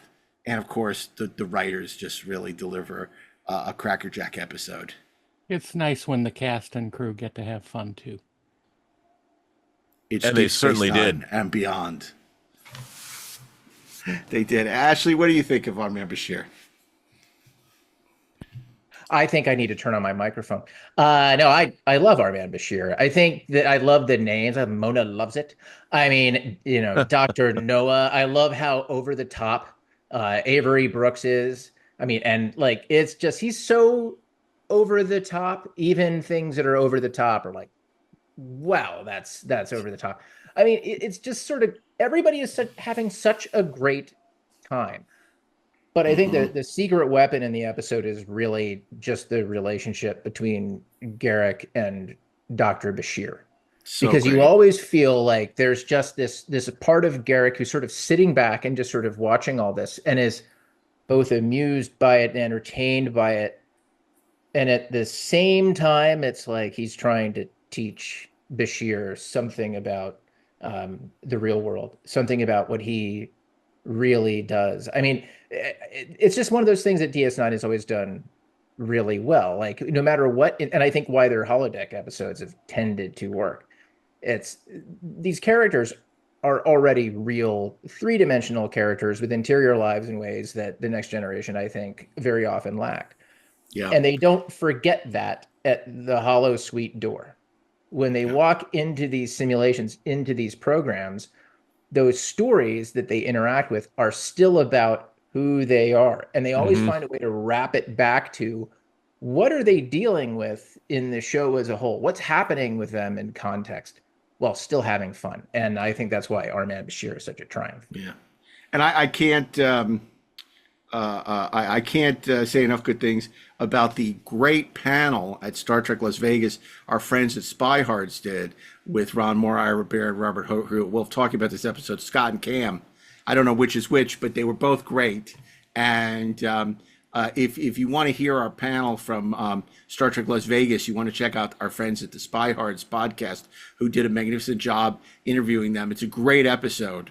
It's like a bonus episode of Treksperts. It feels like a Treksperts episode, but it's not. But it's not. And in fact, I actually prefer it because I don't have to do any work. I could just sit and listen, and I don't have to worry about it, and I could just enjoy it. So I really recommend, if you haven't listened to it, check out the Spy Hards and Our Man Bashir. It's a great deep dive into that episode. And speaking of taking a deep dive, we're going to return to number 3, getting down to it, with Daren Dochterman revealing our number 3 pick for the top 10 Trek holodeck episodes of all time. Well, early on in the Next Generation, in the first season, the 15th episode is one that no one can ever remember exactly what the title is. but I can. it is you can, yes, but Well, you're special. It is 11001001, which in binary is what? Next time on Star Trek The Next Generation, the crew docks at a star base for repairs. I'm getting an indication of possible trouble in main engineering. But kidnappers trick the crew into an emergency evacuation. Abandon ship. Stealing the Enterprise and its captain. This vessel must not fall into hostile hands. Set auto-destruct sequence. Now. It's a deadly countdown to disaster on Star Trek The Next Generation.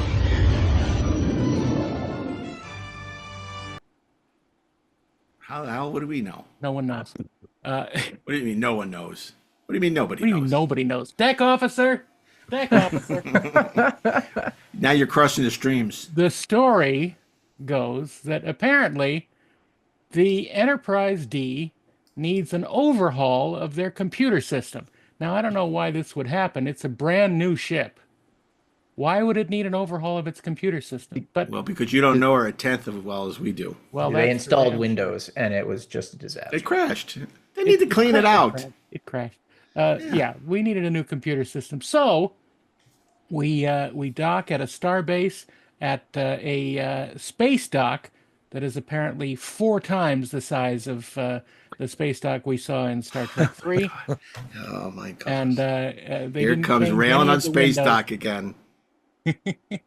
But it does lend us some beautiful views of the D docked inside space dock and a lovely matte painting where we can see people walking out the gangplank and everything. It's really well done. But, It's like an aquarium where you're swimming with the sharks.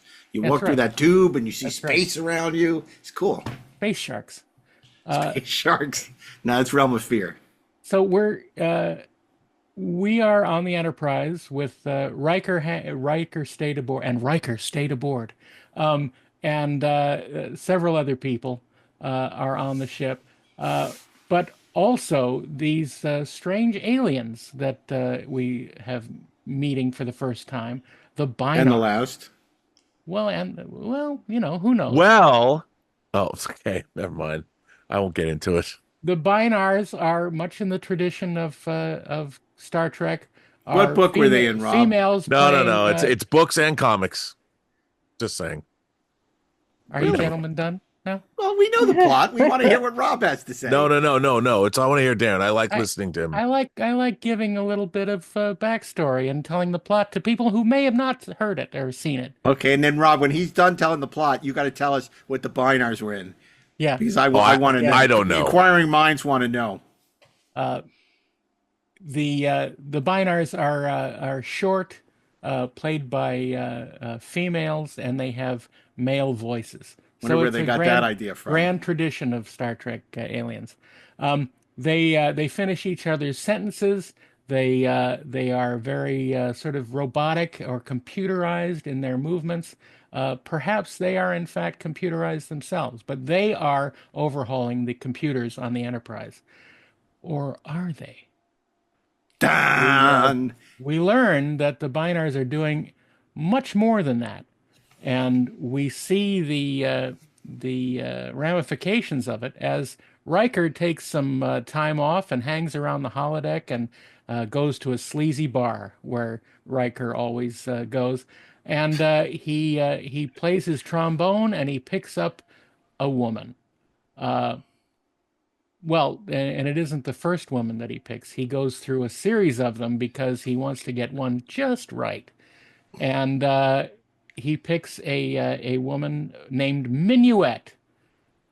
And she turns out to be the perfect woman for him. She's attentive, she's smart, she's beautiful, and she's exactly what Riker is looking for in his off hours, if you know what I mean. So he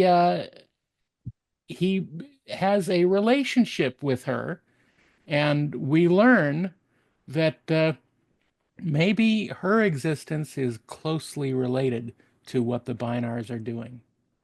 And it's a fascinating story. It's very packed with science fiction and intrigue and romance. And it's a very fun episode where we spend holodeck in a bar. Space Catfish. That was the original title. Holodeck in a Bar. Oh, I thought it was Space Catfish. I mean, I will say that even though it was like space catfishing, that Minuet is just a great character. Honestly, Yeah. I kind of loved her, man. And where I think this episode truly comes alive is in the relationship between Riker and Minuet. 100%.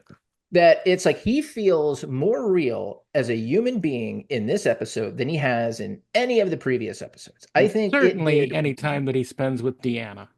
Or literally, yes, for sure, or literally anybody else. I think it adds layers to his character. You can just watch the two of them together like all the time. Like his love of jazz, like just feels so organic and natural to him.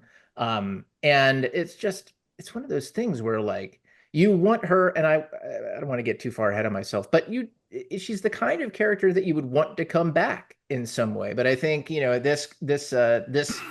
this era or this point in time dealing with the holodeck, I don't know that that's anything that they would have necessarily thought about. But Deanna had a hard act to follow, and I don't know that like she ever really did. I think wow, was Riker's one. The true fantasy love. character was better than the real character. Having is not the same thing as wanting. We talked about the big goodbye being a sort of light in the tunnel of the first season. But if you remember when we did our episode a couple of seasons ago about this first season really suck, and we sort of realized it doesn't. That there were there were a lot of flags being planted and a lot of interesting things, including Riker's. But this is really where you feel the show turn, and you see the potential that Next Generation had in 1001, 011, 0011, By the way, that's the name of the 4 binars in the episode. And yes, which is why I can't remember it. You said no. But it's terrific. It has that cool space dock that Daren hates so much, and it has that great twist at the end, that great reveal. It has that, and what's so interesting is this whole thing comes from the fact because they were writing stick figures and they were writing the Star Trek Bible up until this point. And Maurice Hurley, to his credit, is another guy who doesn't get enough credit. It's easy to piss on Morris, but he actually went to a lot of the cast, specifically Frakes, and said, "Tell me about yourself. What do you like? What would you like to see in Riker?" He said, "Well, I like New Orleans jazz. I play trombone." And to his credit, he wrote that into the show, and suddenly Riker actually has a character. He has interests. He's not just sort of this, Captain Kirk wannabe sort of second banana. And it did a world of good for that character. Yeah. And of course, the whole idea of this episode, illusion versus reality, it's not something Star Trek has dealt with before. But do we fall in love with the fantasy as opposed to the reality that they create this illusion? And it's such an interesting premise, and the sci-fi catalyst is really interesting, and the payoff is really interesting. It's a terrific episode that I think time and time again we've pointed to as a real zenith of the first season, and a glimpse of what Star Trek was going to become in the golden era. Okay, I just want to point out, they did appear in a book, Starfleet Corps of Engineers, but most importantly, they appeared in Lower Decks, and they teamed up. They teamed up with Nick Locarno, and Beckett Mariner even says she dated Bad Binars. Yeah, Bad Binars. Is that like Bad Binars? And Beckett Mariner points out that when Nick Locarno teamed up with 2 Binars to take over a ship and create mischief, she knew it wouldn't work because Nick Locarno and 2 binars equals 3. And you could have said no. Wow, Mike McMahon, man, you gotta love Mike McMahon. Wasn't Bad Binar the name that Flint went under in one episode? And there were Bad Binars, by the way. They weren't Bad Binars. There were Binars that served on the Voyager A in Prodigy. That was like the Canadian Voyager, right? Voyager, eh? I'm sorry. Man, terrible. Terrible. It's so bad. It's funny, though. Yeah. It's better than Frampton Comes Alive, let me tell you. No. Take off, eh? Good. Hey. That was a good one. Okay, and that's a great episode. I think we can all agree that's a great episode. and a really great way to use the holodeck, because again, it's not a malfunction. It's being used. It's in enhanced. a plot specific purpose. She's enhanced. Right. Although that's as a distraction. I mean, it's literally being used to keep people, to not know what's going on. The only thing that's weird about it is then he goes back. Talk about espionage. Because he's, addicted now to Minuet. And then, once the computer has been emptied out of their, planetary computer, she's like just a pale shadow of what she was. Because Bynar's of course, that's the only time when we've seen the holodeck where a character is that bland and like a video game character, a video game avatar, as opposed to like a really fully fleshed out character. But we can forgive its trespasses. But I have to say her casting, Minuet's casting was great casting. Yeah. Carolyn Seymour was great, and of course she would come back. She did. You know what? Just one little observation about this episode that I think is interesting in the context of all of the other holodeck episodes we've talked about. In every single one of them, there has been, well, I guess not taking out the policy. There's some malfunction, right? Or there's some larger stakes that are surrounding everything that's going on. And I guess that's sort of here. But in this episode, it's not about a holodeck malfunction. And there aren't really any large dramatic stakes, right? The fact that somebody's stealing the Enterprise. Well, I mean, it's but pretty in terms big of dramatic stakes. But in terms of Riker's relationship with Minuet, it is just about Riker's relationship with Minuet. And the reason why it works is that it's just about his relationship with her. And it's like, it's not coincidence that it's happening, like in the context of the Enterprise being stolen, but it's not the reason the Enterprise is being stolen. And I think you just took those scenes outside of that plot and you played them, they would still work. They're not stealing the Enterprise. They're just borrowing the Enterprise. The computer. Hard drive. Because you might have said no. Yeah, but they are stealing a weapon of mass destruction. So there is some stakes there. When they take the Enterprise. And you know what it needed? It needed that guy from Star Trek 3 to come back and say, someone's stealing the Enterprise again. It could be like Mr. Adventure. He's like 70 years older. Admiral Adventure. Yeah, now he's Admiral. He was eventually promoted. Yeah. And it was just like, because we all love Star Trek 3 so much. Again, I do think it's one of the great episodes of the first season of TNG. Absolutely. It's one of the great episodes of TNG. No caveats. No season 1, 2, 3. It's one of the great episodes of Next Gen. Yes, agree. Yeah. Okay. Fantastic. Good. Well, that brings us, we're so close. Because right now we're at number 2 and Rob is bringing us a message in a bottle. Yeah, this is a very interesting episode because not only does it have Reginald Barclay in it, it is a sequel to season 2's Elementary Dear Data, which, if memory serves, is the first episode that Rob Bowman, young Master Rob Bowman, directed in TNG. He went on to direct Q Who. That is not correct. True. It is an episode he directed, but it was not his first episode. Not his first? First was Data Lore. Oh, there you go. There you go. I was thinking that I wasn't. Memory does not serve because you're all. I mean, let me give you an addendum to that. In the first episode, he directed in the second season. Yeah, okay, very good. We'll take that. Yes. By the way, I want to point out that Rob has forgotten more about Star Trek than you know. So I'm just saying, third episode, second season. I mean, like you listeners. Yeah. This, first of all, one of the things I interviewed Rob Bowman about that episode, and he was blown away by the set they built for him. He did not direct this episode, however, and Renee Echevarria, is it Echevarria? Yes. Renee Echevarria wrote this episode, and this is interesting where it revisits Geordi and Data going into the Sherlock Holmes holodeck. A miracle turns a fictional character into real live flesh and blood. As far as I can tell, he's real. According to the laws of physics, this is impossible. But this new life form possesses a criminal mind. I'm afraid I had no choice but to take control of your vessel. And his ruthless power puts the entire ship in jeopardy. Unless we move to a safe distance, this vessel will be destroyed. Next time on Star Trek, The Next Generation.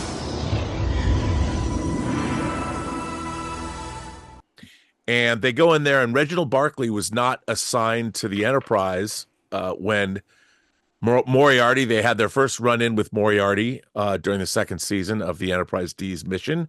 And long story short, Moriarty is self-aware and more powerful than he's ever been. And here you have a holodeck character in Moriarty who knows there's a universe out there, and he wants to be a part of it. And Daniel Davis, once again, comes back. Another great character actor, tearing it up as Moriarty, bringing him back. And also, he has a love interest in this, played by the lovely Stephanie Beacham, who is also delightful.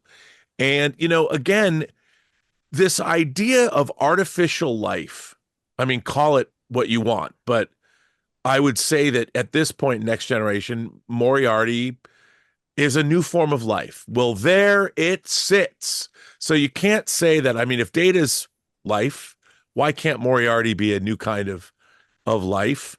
And like so often when an artificial life form, what do they want? More life, and Moriarty is doing what he needs to do to try and leverage.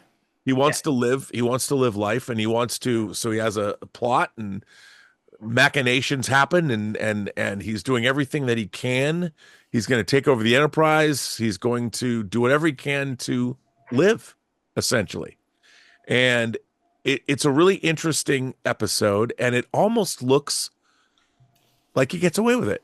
Like he's going to, and it's surprising as you follow this episode through to its ultimate destination, and it turns out that its logical conclusion. He's been tricked, and and while Moriarty thinks that he is succeeded in his plan to leave with his lovely lady, he's actually been tricked, and he is living now inside a simulation to never victimize the crew again. Well, until Picard season 3, where they brought back Daniel Davis to play Moriarty one more time. I was so convinced he was going to be the big man of that season. I was so pumped. Moriarty's going to be the villain. This is going to be great. I think he was. I think the actor was too.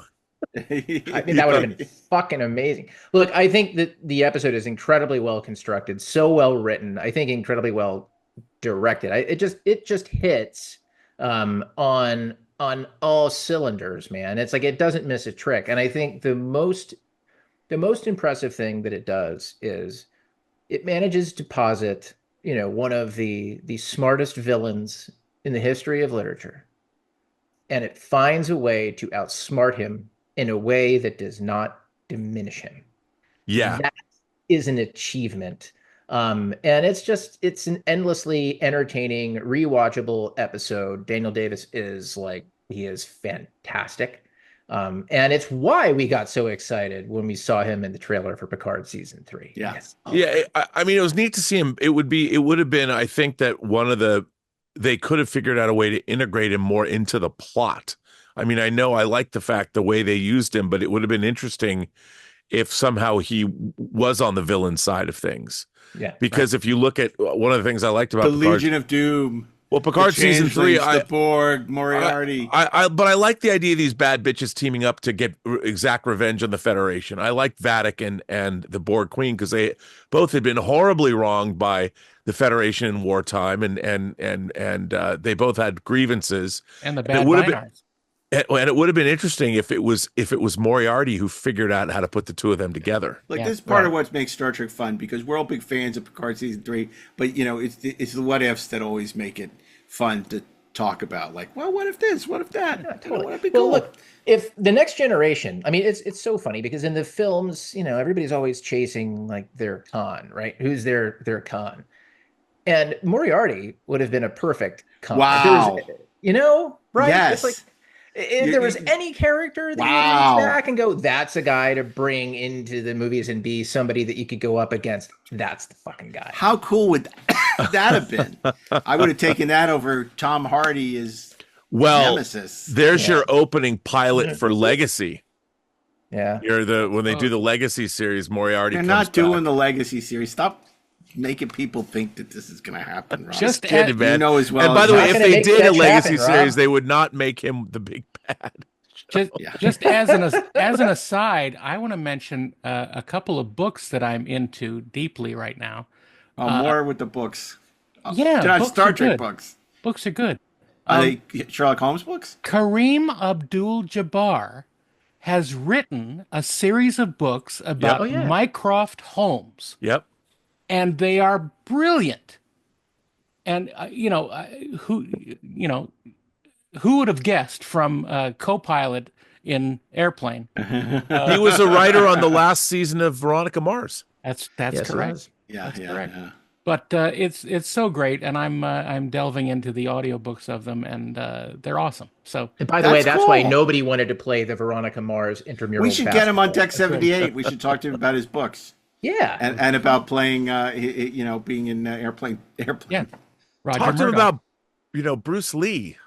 Yeah, exactly. We'll talk to him about everything but basketball. Right. Yeah, exactly. He'd probably love that. Yep. He probably would. You know what these guys generally do? Well, like when you talk to them about stuff that is not what everybody always asks them about. We'll work on that for 2025. Damn right. Yeah. Rob, you'll have to come back. It's like when we had Vinny Ken Wall on. You'll have to. That was one of the highlights of my life. That was so great.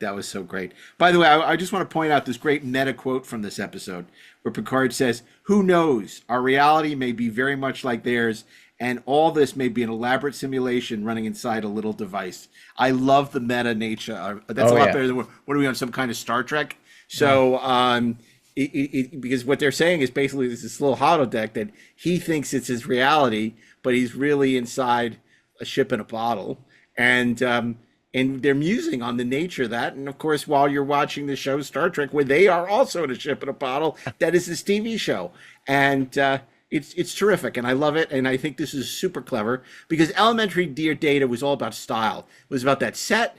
It was about Rob Bowman's direction. Let's stop talking about that. Yeah, that's true, because it could may pop up. Yeah, later. okay. But Ship in a Bottle is a really brilliant premise. I love what you said about our characters being smart. Picard was really smart. Yeah. Smart wins.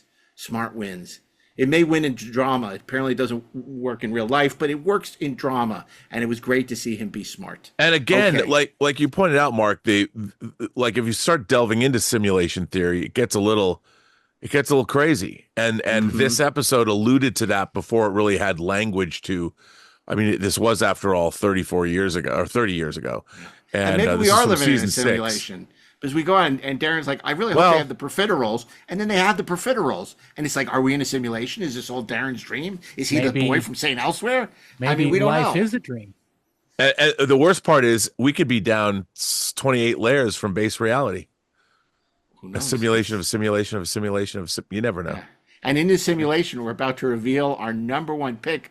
But before we do that, let's do our honorary mentions. As soon as we return from these brief commercial break, we'll be back with the final honorary mentions and reveal our number one pick for the top 10 Trek holodeck episode ever. Stay tuned. And we're back, baby. We're back, and it's time for honorary mentions. This is where we pick episodes that could have been on the list, and but weren't. These are individual picks as opposed to groupthink. Right. So we're going to start with Robert Meyer Burnett and his pick for honorary mention. Can't believe I'm going to say this, but of all the Star Trek spinoffs, of all the modern Kurtzman era, I'm going to pick a first season Star Trek episode called Kobayashi, episode 6. Wasn't he in The Usual Suspects? Was he? He might have been. Or was he even real? No, we do see him. We do see him in reality, not just in the story that Kaiser Soze is telling. So yes, Mr. Kobayashi was in fact real. But I mean, okay, this is a blatant fan service episode of Prodigy. It's shameless, and I can't, it got me. All right, it's fine. I get it. Let me see who wrote it. It was Aaron J. Watke who wrote Watke. Is it Watke? Yep. Watke wrote this episode.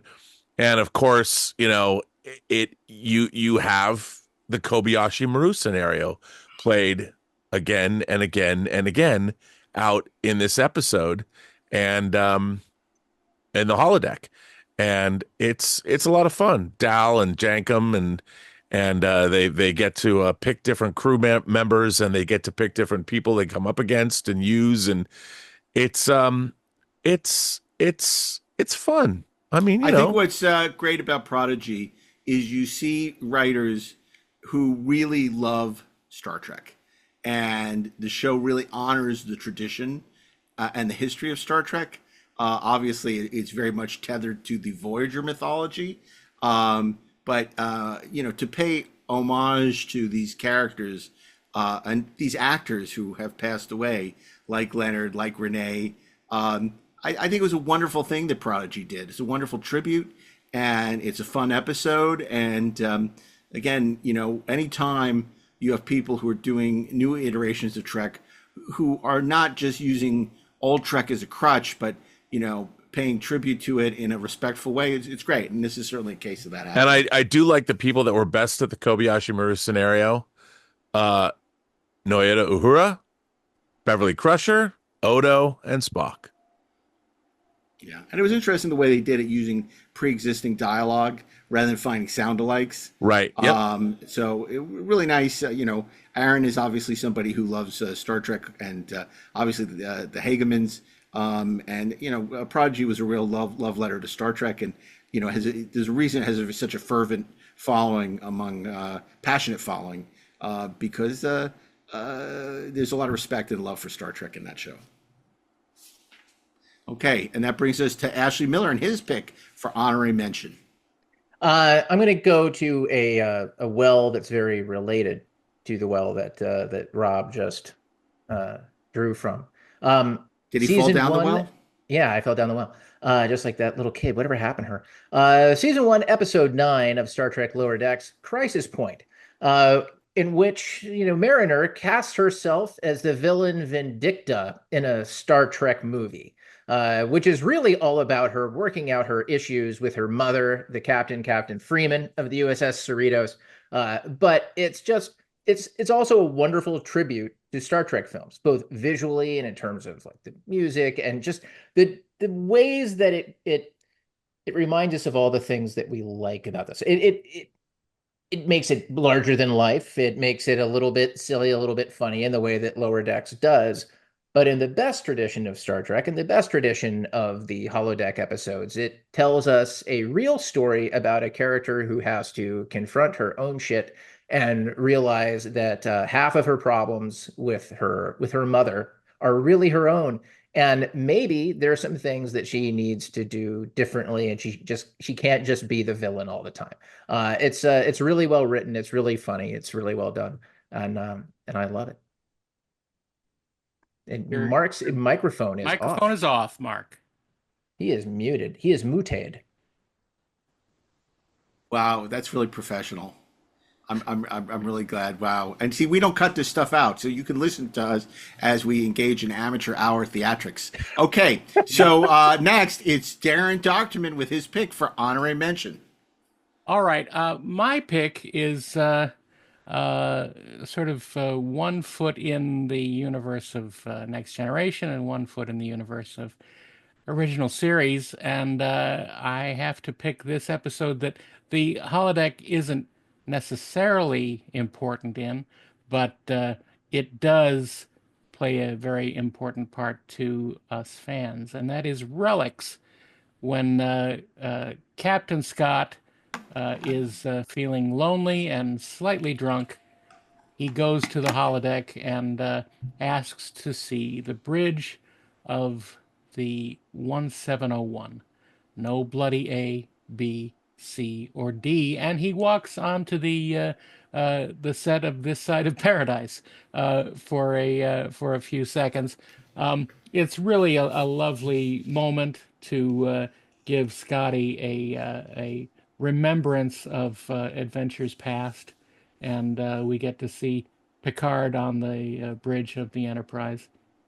And it's really a lovely moment, and what better way to use the holodeck than to go back to places that we love, and that's one place that we love. And it's really nice to see him on the show enjoying himself the way he does.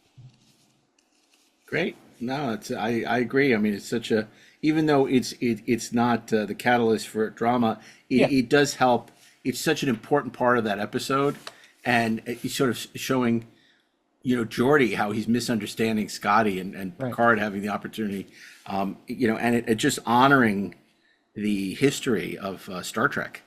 Who do you think gave it to Guinan? Also using the holodeck in another interesting way. People recreating past times of their own past or memories that they want to revisit.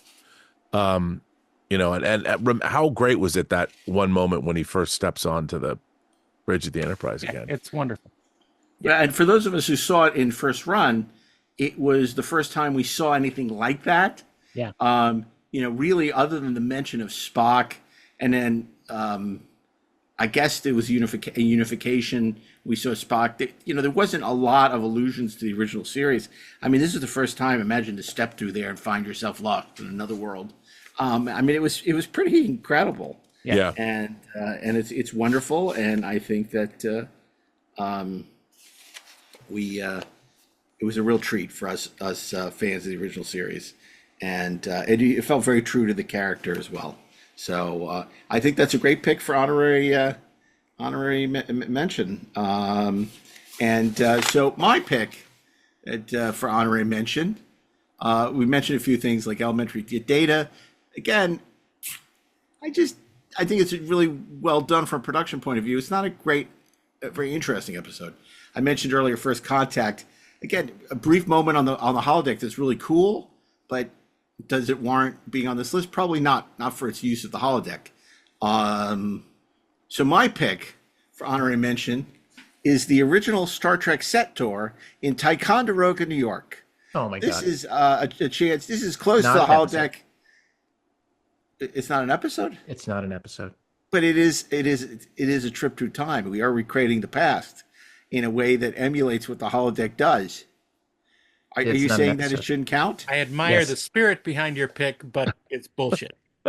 Wow, that's harsh, man.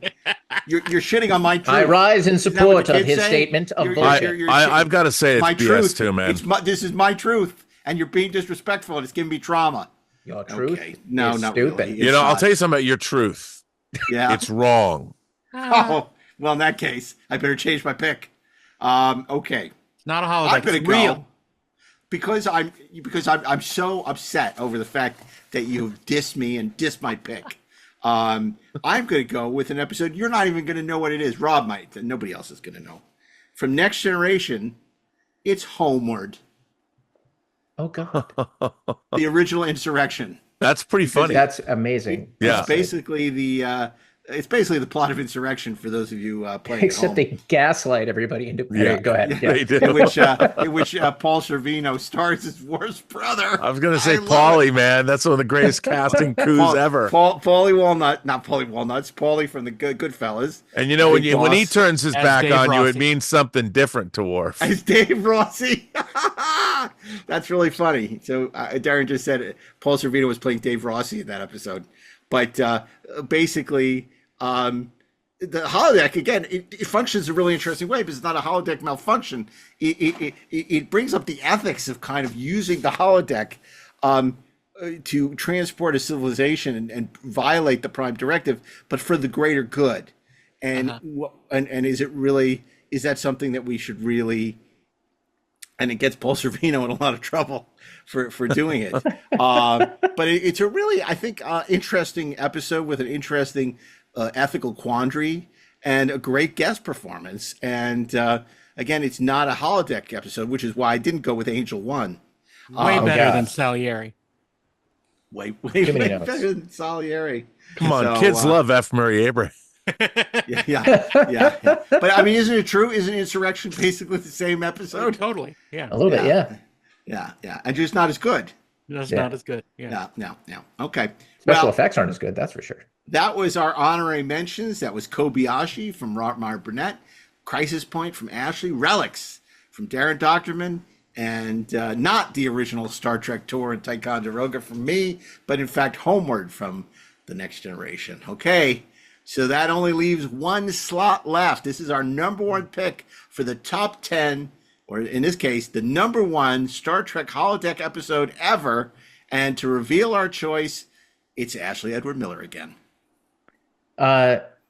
So number one is it's a different sort of episode from the episodes that we've been talking about. This isn't about a fictional adventure or a holodeck gone wrong. It's not a story about someone trying to gaslight us with like a beautiful woman or a world that might seem like our own while we're being transported across the stars. It's about none of those things. It's from the 7th season of Deep Space Nine, episode 10. It's only a paper moon. Trapped in his own private hell. Nog's lost a leg, and that's a traumatic experience. Nog's final retreat. I don't want to go back to my life. Is into a world of pure fantasy. You want to choose a holosuite program for your rehab? Where the only reality... Vic, he can't hide in here forever. ...is his own fear. Nog, what's wrong with you? I said, get out!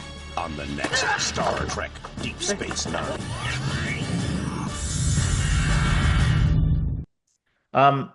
The premise of this episode is actually very simple. Nog, having lost his leg in combat 2 episodes earlier, the siege of AR-558, is just falling apart with PTSD, both from the experience of the fight, from losing his leg, from his recovery, and he slowly disappears into the world that is created around Vic Fontaine, because it is the one place where he can listen to music that takes his pain away. He listens to the same song over and over and over again.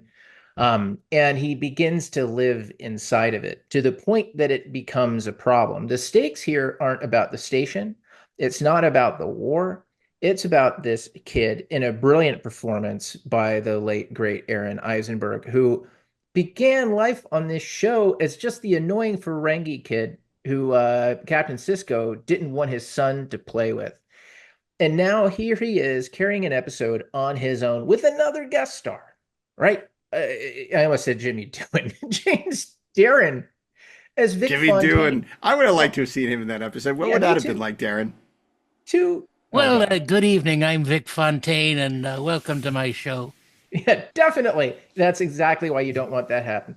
The other significant thing that happens in this episode that's interesting is if it is thematically about a real life versus a virtual life that makes us feel better, what's happening at the same time that Nog has disappeared into this simulation that makes all of the pain and the sort of the fear and the anxiety and the suffering go away. What's happening to Vic is equally significant and equally profound, because Nog has allowed the holosuite to keep running constantly. The program is running day and night, and it's just consuming more memory. But Vic, in his own way, is becoming alive. The detail and reality and dimension is being added to his existence.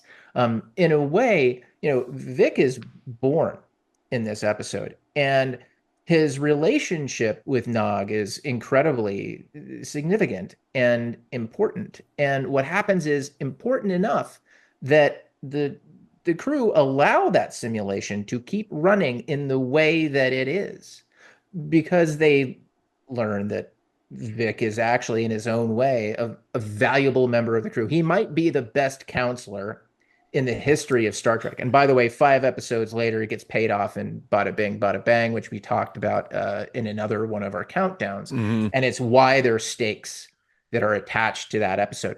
But to bring it back to what really makes this episode sing is it is so raw, it's so emotional, it deals with consequences in a way that Star Trek has never dealt with them, I think, before. We've talked about them in terms of plot consequences. Certainly people have dealt with the emotional fallout of things that have happened to them. But other than Sisko's obvious PTSD, which he's working through a lot through the show, it's never been quite so pointed and poignant as it is here. The last thing I'll say about it is that it's one of those episodes, when I saw it when it first aired, that I really dug, and I thought it was really excellent and really well done. But over time, it's an episode that I think has it's stood the test of time differently. I think it's one of those things where you might not think about it in your, oh, my top 100 lists of Star Trek episodes. But then you go back and you rewatch and you hit that episode and it knocks you on your ass and you realize, oh my God, this thing has just been sitting there. It's just been sitting there, this beautiful little gem that deserves all of the praise, I think, that we can heap on it. Yeah. I got two things to say. I got one. Rob, is that a Warriors sweatshirt? I believe that it is. It is. Whoa, that's cool, man. But now you want to hear something even wilder? Okay. Yeah. What's even wilder is that I don't know if you know this. I don't know if I brought it up before, but Lin-Manuel Miranda has done a Warriors concept album. Oh my God, really? I'm not kidding. It's wow. a 2-disc. When did that come out? It came out last month. And Holy this was the merch. I mean, I'm not here to promote this necessarily, but this is wild. Not the least of which that they gender swapped the Warriors and the gang is now a gang of girls. Oh, that's so cool. Paramount should do that. Why are they not making that into a movie? I don't know, but the music's certainly cool. Wow. He took his shot. And it's a star-studded production. We got to get back to Yorktown. That's right. Yeah. Funny. But I have to say too, I want to say about to second what Ashley's saying. Here's another brilliant way to use the holodeck. I mean, Hollow Pursuits, if Hollow Pursuits laid the groundwork for doing this kind of thing, this episode pays it off in terms of this, just the emotional wallop that this packs. And, you know, anybody, we always talk about in so many, especially genre shows lately, the writers have always, I think, are using people's trauma as a crutch now. It's almost a cliche. But back at the time when this episode came out in the late 90s, it is just a beautiful earned. It uses the holodeck in such a way that it's so earned and it's so beautiful and it's so right. And it really is something that only Star Trek could do. Or other science fiction shows that delve into virtual realities and things like that. But it's interesting because I want to answer San Junipero and Black Mirror, maybe. I've learned some really interesting things about Star Trek. Like, I know what Star Trek meant to us. It taught us how to be leaders. It taught us how to be a man. It taught us, a lot of good things, right? We learned from Star Trek. How to treat people with empathy. A lot of good, not to judge a book by its cover in a sense, to be, open to ideas, to fight against xenophobia, the importance of loyalty, friendship, all that stuff, right? What's really interesting is in doing research for my book, to hear all the veterans who watch this episode and to learn how it helped them process their PTSD and how much it meant to them, that goes far beyond the experience that we've had with Star Trek. The fact that this episode was so meaningful. It's the same thing I encountered with Voyager. I used to really like to criticize Voyager because I hated it so much. And then, I talked to all these women that talked about how much Catherine Janeway meant to them in terms of seeing a woman like them on the screen, inspired them to go into STEM, and how important it was to see this character. And I kind of laid off it after that to the extent that I could, because I realized that it was indeed, very important. And if it didn't speak to me, it spoke to other people in a very profound way. This is an example where it speaks to people in a profound way that I can't begin to imagine. And yet I really love it so much. And obviously it has extra resonance because, of course, we knew Aaron so well. Well, I shouldn't say so well, but we were friends with Aaron and spent that great time with him in France. Yeah, we went to Paris, man, with them, with Rom and Nog. Yeah, and Gene Roddenberry Jr. and Rod Roddenberry. But so to see, the sense of loss and him grappling with this and how it used something that could be as silly as like this Vegas. Because, originally this whole thing with Jimmy Daren just started as like, well, Ira Bear liked Sinatra. Ira Bear liked the Rat Pack. Ira Bear thought it'd be cool to have somebody singing these old and the deepness and the complexity of this character and particularly the storytelling. And in a way, this is another episode that's very meta because it shows a character trying to escape, Star Trek in the fantasy world, to escape the horrors that they've experienced. The way that Star Trek means so much to other people that escape into Star Trek to maybe escape things in their own life, an abusive parent or a sense of loss or whatever. So this is, in a way, the ultimate kind of Star Trek episode.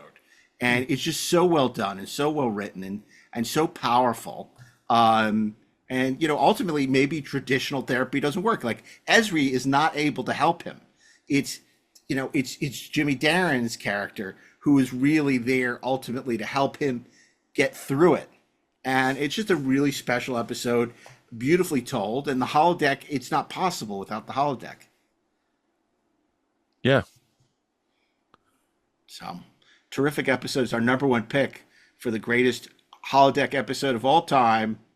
And again, but that takes place on a hollow suite, so it really doesn't belong in the list. I know we have to bifurcate our list. There's holodecks and hollow suite episodes. The two are very different. Very different. You can only imagine what Barclay was doing in the hollow suites.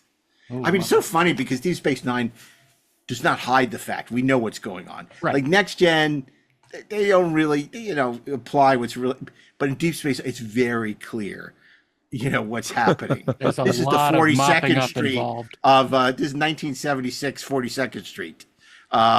So it's crazy and it's great. And that's because, what was subtextual in other Star Trek, Deep Space Nine always made overt, and that was one of the things that was great about Deep Space Nine. And I think this was a great list, guys. Me too. I think It was a good list. We'll let the viewers tell us. A lot of great entries. Yeah, and maybe some unexpected choices. Yeah. Maybe not. I don't know. I think it was good. I can't think of anything great that we missed. I know. It's true. I think of some terrible things. It's true.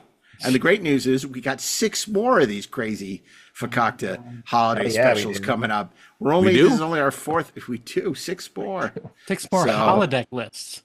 Yeah, you're right. Exactly. We're doing 100 greatest holodeck 100 greatest holodeck episodes. There's only 4 weeks left of this year. Well, we always go you, deep buddy. into Arbor Day with these lists. We never finish it by the end of the year. That's right. This is a Rob, quarter of our programming every year. What are you talking about? We're as always, we're delighted to have you with us. And of course, Rob's new audio drama, True Noir, is out now. Tell us how the fans can order that. Well, you'll be able to get it anywhere you get your premium podcasts. Of course, as far as Star Trek alumni go, we've got Bill Sadler, who played Sloan. Jeffrey Combs plays Mayor Anton Cermak.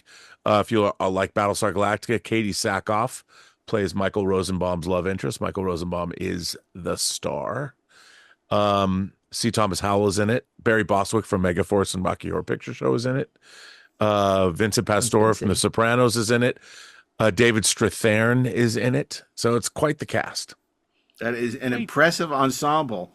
And if listening to us once a week on this podcast is enough, you could listen to Rob Burnett every day, almost, yes, including Christmas. How do they do that, being Rob? married to him. Also, I just want to point out that Bill Smitrovich, also from the 2-part Deep Space Nine episode Past Tense, is also in the audio drama. It's a gaggle of greats. Yeah. So you can join Rob in the Observatory every day on the Burnett Network. Check that out on YouTube. But Rob will be with us for the next couple of weeks, for better or for worse. As we cut through, I don't mean for us, for you. I mean, you got to deal with all this nonsense. And hours upon hours of chattering about this stuff. And we got some really special episodes coming up. And as we count down to the very end of the year, we want to thank you for being a part of this podcast. Of course, you can share your thoughts at treksperts@gmail.com or on all your favorite social channels. We now are, in addition to Instacart, we order groceries. But in addition to Instagram and X, Twitter, and Facebook, we are now on Blue Sky as well. Because we are not leaving Twitter, but there's been a mass exodus of people to Blue Sky. So we decided to put down the golden spike in Blue Sky as well. So you can, if you're not on Twitter anymore and you want to follow us on Blue Sky, we'd love to have you join the expedition. And on that note, Can we be done now? Can I can call it? Can I call it? Okay, done. thank you. The word is given, Admiral. Fantastic. Okay, so on behalf of Ron My Burnett, Ashley Edward Miller, Daren R. Doctorman. What does the R stand for, Daren? Stands for Ross. Ross. Daren, that was my dad's middle name. I did not know that. I can't believe I never asked you what your middle name was. Daren R. Doctorman and myself, Mark A. Altman, keep on trekking, ingloriously, of course, and happy holidays.